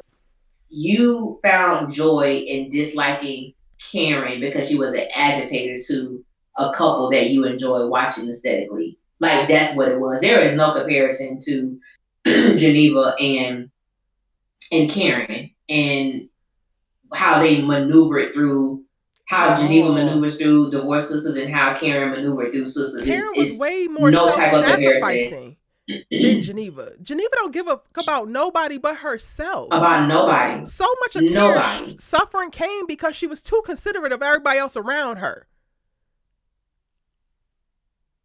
It was a lot. It was a lot. It's To I think it's so flatten much to content flatten that Karen's character like that to equate her to Geneva, that just oh my god, that tells me that you hmm hoes. But I also have decided that most of the people who hate Karen are Karens and they hate themselves. And you know what? Ain't shit we can do about that. no, no, not at I just all. happen to be one of the And Karens it's, who actually it's like myself, and I can look at my goddamn problems and the things I did in the past that was just like her, and be like, well, maybe you shouldn't have did that, girl. Don't do it. We'll move forward. But it was a fun time. Like, move on. But you hoes actually still hate yourself. You hoes are still dating Zacks. You hoes are still pedestalizing Zacks in your life, and that's yeah, why you hate Karen. And you know what? That's for you and the yeah. Lord to work out, baby boo. Girl, it was a lot. I saw this because I don't really interact in the sisters groups or stuff like that anymore. But there are certain some come up on my, and this was maybe about a month ago, and I saw this girl comment, and I could respect people who are just honest and real in their assessments or their belief, whatever it is. And she said, now I ain't gonna lie, I was one of those people who did not like the character of I did not like Karen. She said, and I saw a lot of people in this group would drag this girl every week. She said, so because Kadeem is the Val's wife and light skinned, we're not supposed to drag her. She said, so y'all tell me which is it the fact you don't want me to drag her because she's married to the Val, or you don't want me to drag her because she's light skinned? Which one? Because she was like, it's either one of the two or it's both. And I But said, when we bring up color, we want to be light all skinned. right, sister. Mm. I was shocked because I was like, because she openly admitted, like, no, I didn't like because people basically what happened was like someone said in the comments like give her grace because somebody was saying that they don't think she's a good actress, like she can't act herself out of a box. Like people were saying some stuff. And then you saw people was like, well, she's a really sweet person. She's the Val's wife. And somebody was like, I don't give a damn who wife she is.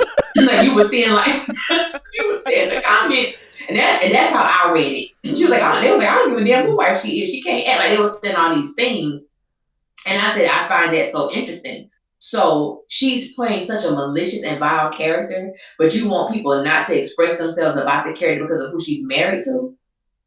I said, baby, y'all just be proving me a point every day and don't want to give us credit for it. But Karen was Prove a it damn demon every on wheels, and the single only day. thing that she ever did was fall in love with a goofy ass nigga and couldn't figure out how to fall out. Okay. Period. Period. And she was 62 hoes for getting pregnant by said nigga, even though she ain't herself. But Geneva need grace, and she had a baby by outside her marriage. That's what y'all telling me. That's what they telling us. That's what they telling Geneva us. can't stand her damn girlfriends, and she used Rashida and puts Rashida in compromising situations. Meanwhile, Karen has gone to bat, paid bills, giving over Amazon accounts, all types of stuff for her goofy ass friends who couldn't figure out how to show up for her. Y'all don't want to go down this comparison route. You really don't. You really don't. Let me leave it. But yeah, girl, that's what I saw. This is why I don't be in these damn streets, because all I want to do is cuss people out. So, Allie, they saying that Courtney is writing season 2 of. Oh my God. Oh. I'm gonna go ahead. If that's the don't case, tell me that. If that don't is tell announced, me that. y'all, you don't have to worry about me. You do not have to worry about me. Y'all lying, right? Y'all lying, right? Please tell me y'all lying. Please tell me that's a joke, a horrible joke. Oh. I'm sorry. There's no amount of Rico and Latoya that's gonna make me watch 3 of that man's shows. It's no amount. Why, Tyler?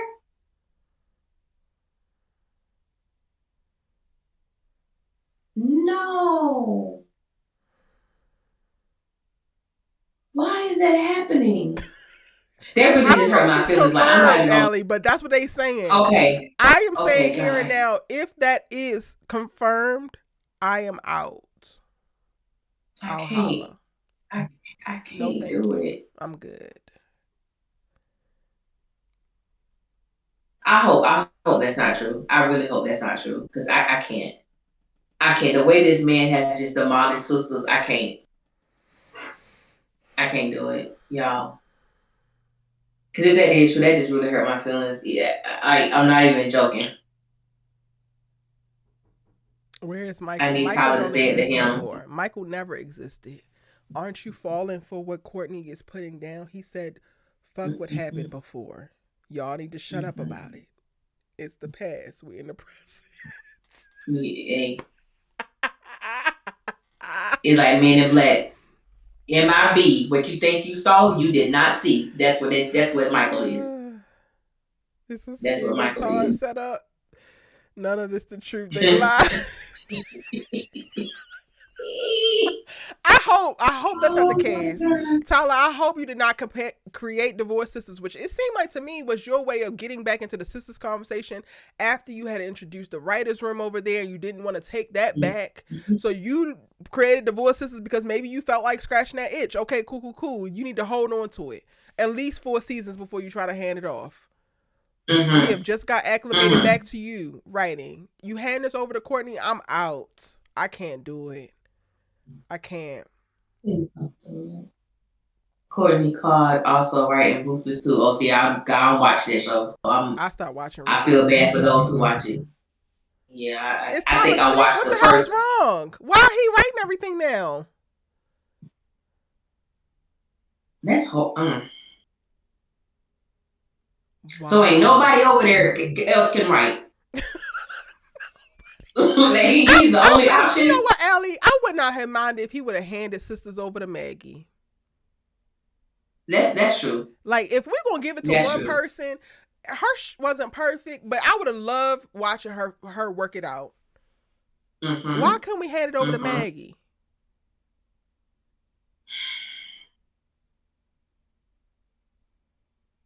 Child, I, mm, I don't know what to tell y'all. that's horrible. I pray it wasn't him. I really do. I hope it wasn't. I'm trying to figure out, Tyler, when you put out the call for writers, why the hell you ain't hit me up? If you need somebody to write every goddamn thing, I got you. I got you. But Courtney is not working out.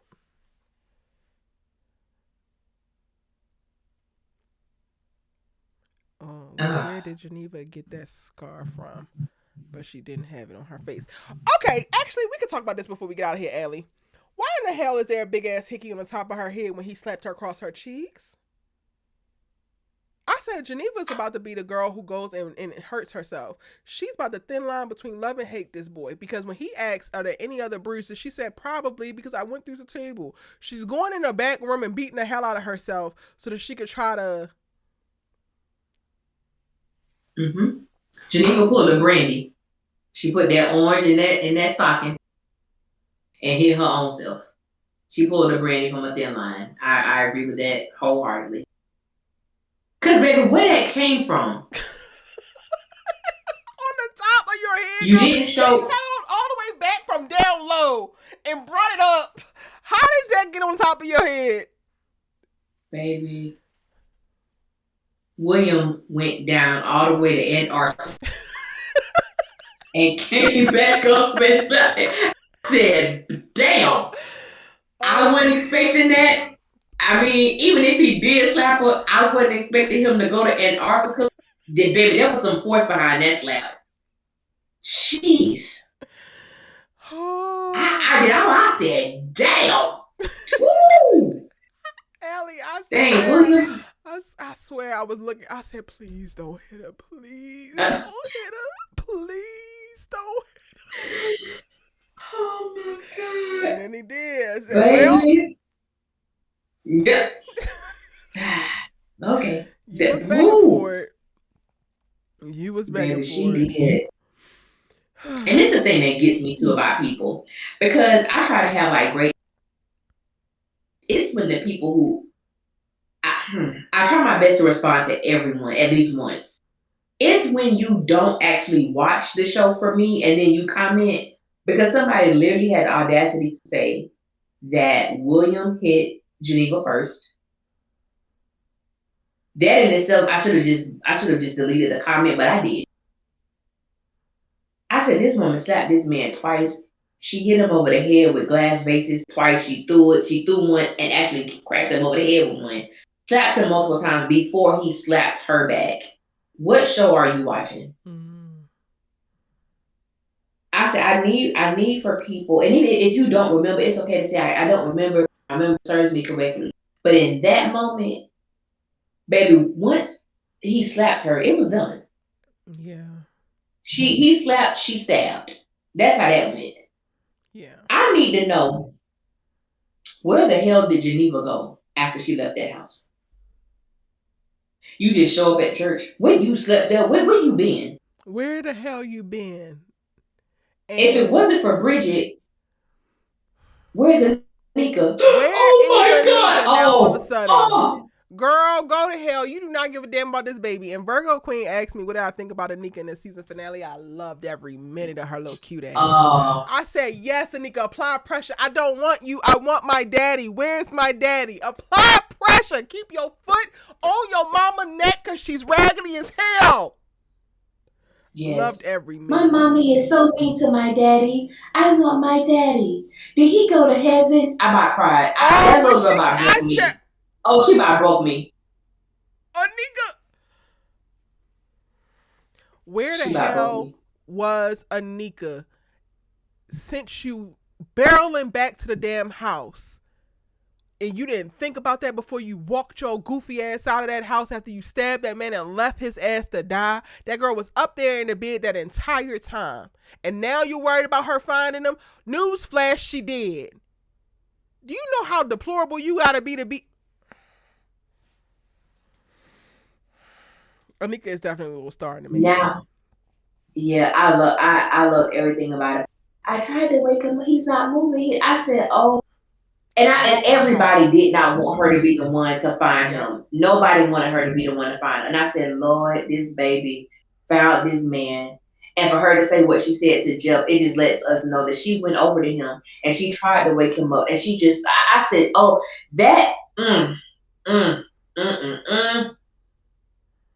Geneva, who I just, But she that got in Karen. itself, Oh like, God. I could have got Zach girl, almost dying. If that's the case, why the hell didn't we get a killer plot for Karen? If that's the case. Mm-mm-mm.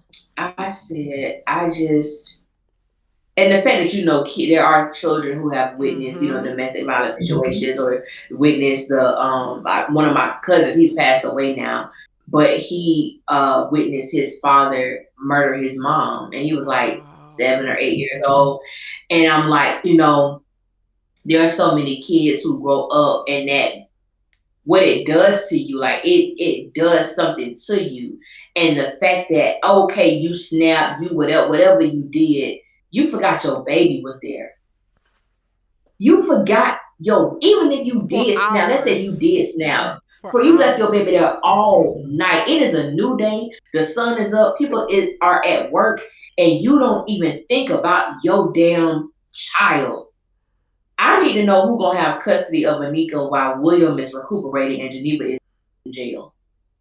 It made me think, is Mm. Javon gonna try to get a paternity test to prove that he's the biological Oh father and try to Lord. get custody of Anika?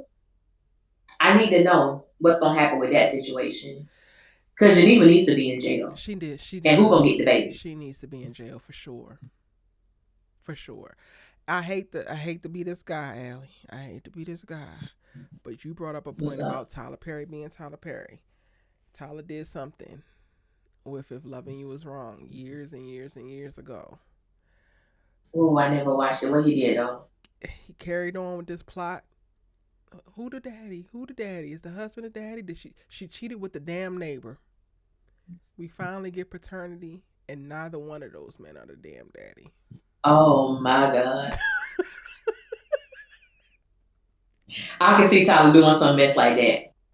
Okay, I'm glad you brought that up. So do you think the guy Quincy was brought up for a particular reason?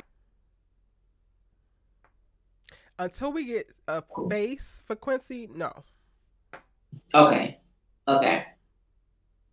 I don't think that if it's not Javon as the father, I think that whoever the father is, we have not been introduced to yet. In just saying or Mm. visually. It was the most random shit ever. And like if Loving You is wrong, it's like it was clear that this should have been Randall's baby. And That's no. the neighbor. Yeah. The demonic neighbor. Oh. Tiffany gonna get the baby. I guess they Oh, love that they you love know what? Anika. I would see. I be wanting to stick it to people too much, but you're right. We got to take care of the baby. I wouldn't want to do a damn thing to help Geneva's old raggedy ass, but they like the baby. Oh, Mm. real quick. I'm gonna mention this. The police in this. Well, actually, I'll put it in my breakdown. Never mind. Okay. Because Tyler was tripping. Anything else we need to talk about, Allie? Before we get out of here, anything else you want to share? I think I just want to thank everybody because, like Erica said in the beginning, we didn't expect to be on hiatus for this long. And I think we were wanting to come back because I think Erica was like, I think you told me a date. Mm-hmm. And I want to say like the week after I ended up having surgery. And then I was down for like 8 weeks after that. But yeah, this was people. I know people have been like, "Hey, when y'all OUR SISTAS KEEPER, y'all need to come back."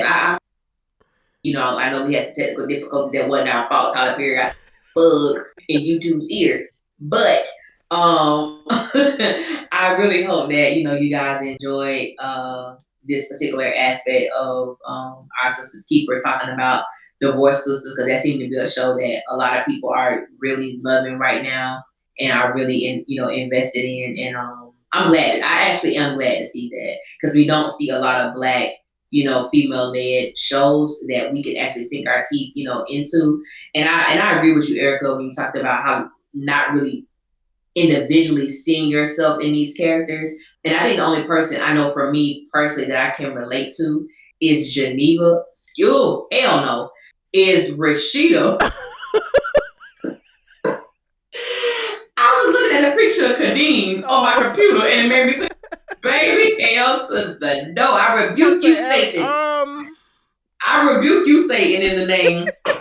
But is Rashida because of my affiliation with church. mm, Like the position, not necessarily her as a person, like the position that she carries and the difficulty you can have when you're in certain spaces.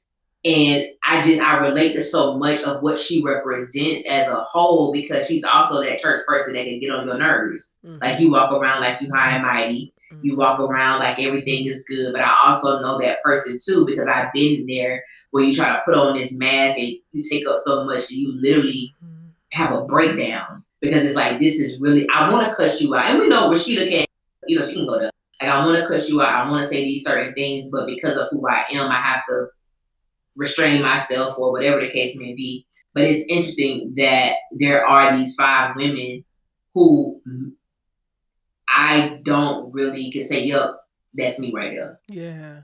or that I got love, yeah. But it's like with Rashida, I could definitely my time in ministry, which was about 7.5 years, Wow. that I can really see that I spent a lot of time in those spaces. A lot of people know me in those spaces. And I was considered like rebellious. I was who I was. I was always a realist about certain things. Mm-hmm. And when I see Geneva, I just see this person that's like your heart is you have a genuine heart, but also your heart leaves you blinded in certain areas. Wait, It leaves Geneva you vulnerable. or Rashida? Oh, Rashida, I'm sorry, Okay. Rashida. Lisa, I'm sorry, I don't know why I keep saying certain areas. Because she's just too close. And sometimes, baby, when you close to evil, mm-hmm. you don't even know it's there. Like you don't even recognize the coolness that it brings. You don't recognize how it slithers in your ear and how you being sucked and used because Geneva is literally a leech. Yeah. Like she's literally a leech when it comes to Rashida. But we gonna see like what happens because I'm interested to see how Rashida's perspective changed. Because even at the end of the episode, when Geneva gave that damn speech about how Javon was there for her, loves her, want to be with her, you can see Rashida's hand like going to touch her, and then she just pulls it back. Like I ain't even gonna touch this trick. Mm. Like nope, never mind. So maybe this is the I'm breaking done. point that she needs. Because I wrote down in my notes, I said, where's Yeah. the line with First Lady Rashida? Ooh. Where is Mm-hmm. the line? Like, I have been loving I got this new little system where I mind map the episodes based off of like what's happening, but also my thoughts. My big question with Rashida is like, where's your line? Hey, Tamika Stan, welcome in, boo. Hey, Tamika. Um, yeah, I'm glad that everybody came in and hopefully y'all enjoyed this live. Thank you, Allie, for jumping on this emergency live with me. I literally hit her yesterday, like, can we make this happen tomorrow? We It was did. literally like last. Oh, I'm Yeah. sorry. I got an appointment at 1. I got another meeting at 4:45. I should be done by this time. Like I had to go to the dentist. we was trying to get it. We both had days today, but it was like, yeah, we want to do this. Yeah, and we will be coming back. Our Sisters Keeper will be coming back in a consistent way, but again, it's going to look different and not just be an after show for Tyler Perry shows, but to talk about us in media as a whole. And I'm excited to do that. Virgo Queen asked, "Where's the Nemesis videos? They coming." I'm tired, Grandpa. That's just too damn bad. No, I'm behind with a lot, but the videos are coming, and I appreciate y'all hanging in with me and like still watching all of the things. I'm actually being very ambitious right now, trying to cover quite a lot. But I'm enjoying doing it. That's the best part about it. Like in the most recent years, in the last 2 years, I feel like there were really stark seasons where a good portion of the stuff I was covering was Tyler Perry, and a good portion of it was completely uninspiring. But now, like with Beyond the Gates, with Nemesis, with Divorced Sisters, there's so much that I'm actually eager to talk about, and that is like percolating different thoughts for me. So it's taking me a little bit longer to push out the videos, but they are definitely coming. So be on the lookout. Turn on your bell notification so that you're notified the moment that they come up. Ellie, you want to share what you're working on? Yeah. Yeah, man. Hey, I want to give a shout out to, I don't know, we love gospel 3191. Pretty cool, and I enjoyed y'all funny commentary things. Wait, one more time, That's Ellie. It cut out. amazing. Say shout out again because it cut out. Oh, love gospel 3191 said my first time here, found y'all by accident. Pretty cool, and I enjoyed y'all funny commentary things. Welcome. Thank you, I'm glad you and I'm found glad us. you found us on accident, but on purpose, Okay. because it was a purpose. It was a purpose. Allie, would you start Beyond the Gates? I don't know. I did start doing Beyond the Gates, and then I stopped because I'm gonna tell y'all, like, It's the episode. It's a um, lot. It's a lot. it's episode by episode, and what I think I can do, and then give a commentary, because it is challenging. And me as a person, I don't watch a lot of TV. I watch old stuff. I watch Moesha. I watch The Golden Girls. I watch Girlfriends. I'm not really inspired by a lot of television. I watch Divorce Sisters, that's new. I watch The Shy. I watch Paradise. I watch Nemesis. But I have to, when I didn't know Nemesis was a series, y'all. I thought it was a movie. I thought I was going to sit down, watch an hour, 30-minute movie. I just sat down and watched 8 episodes. I said, what the? I didn't even know. So, but I'm also the type of person, if I don't watch something within the first week that it comes out, it's gonna be months before I actually watch it, and because I don't really watch TV like that. So it's the day to day. But I got the videos I'm doing definitely voices, like breaking stuff down. I'm also doing comparisons between like girlfriends, like the relationship between Geneva and Rashida, and in comparison to the relationship with Joan and Tony, in comparison to the relationship with Karen and Andy, and like those type, of relationships. And so getting back into like black shows that inspired me when I was younger. And I talked about this before. I just didn't have the energy to do the videos. But now reviewing old episodes of Moesha, old episodes of Girlfriends, old episodes of The Game, and just having conversations now that we're adults. Do I still feel the same way I did when I initially watched the episodes when they originally aired? So just getting back to that and just having fun. Like Erica said, it had been a while since I've had fun doing videos. A lot of times when I was doing videos, I'm saying 2 years, all the videos I've done in the past 2 years, maybe 90% of them, I did it and I wasn't feeling great. Like I wasn't feeling good. But now I feel good. I'm able to see it like in the responses, in the views, in the financial part, the aspect of YouTube, I'm seeing an increase. So I'm just excited to be back to that space. And then y'all let me know what y'all watching too, because I don't be knowing what stuff be out there. I really don't. But if y'all watching something that's good, I'll check it out. Yeah, I and check it y'all out. again just have to be patient with my ass because I also am covering the shot. Just remember that, and I got a whole. Oh, Listen here, I think this is my most in depth. I haven't recorded my episode 1 yet.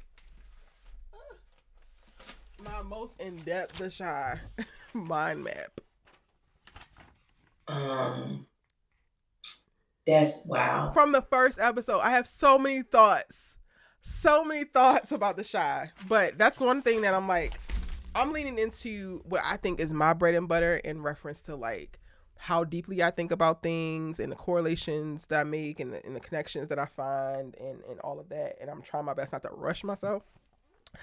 So yeah, just stay on the lookout, y'all.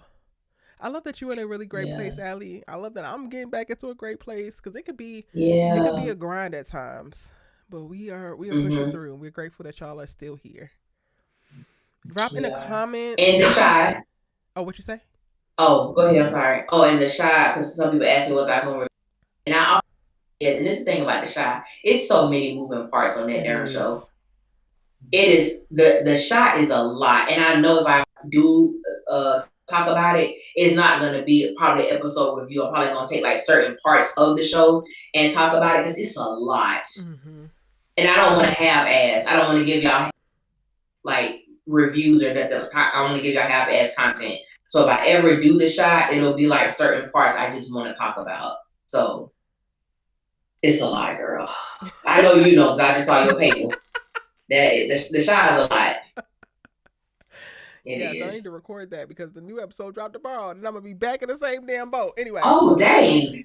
Yeah. Yes.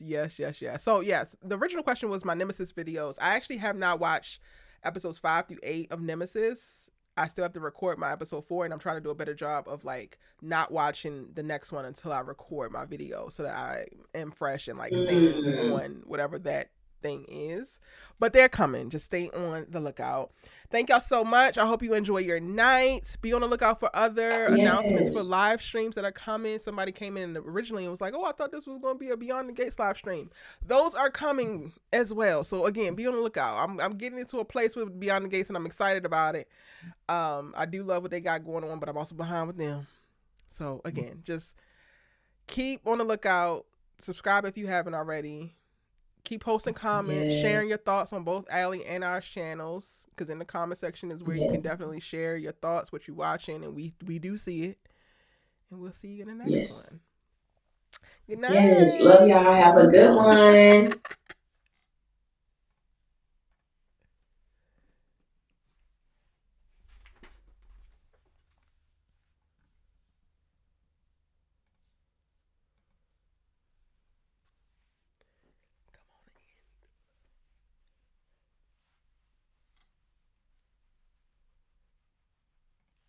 I got to pee so bad. Hold on, Allie. I'll be right back. Okay.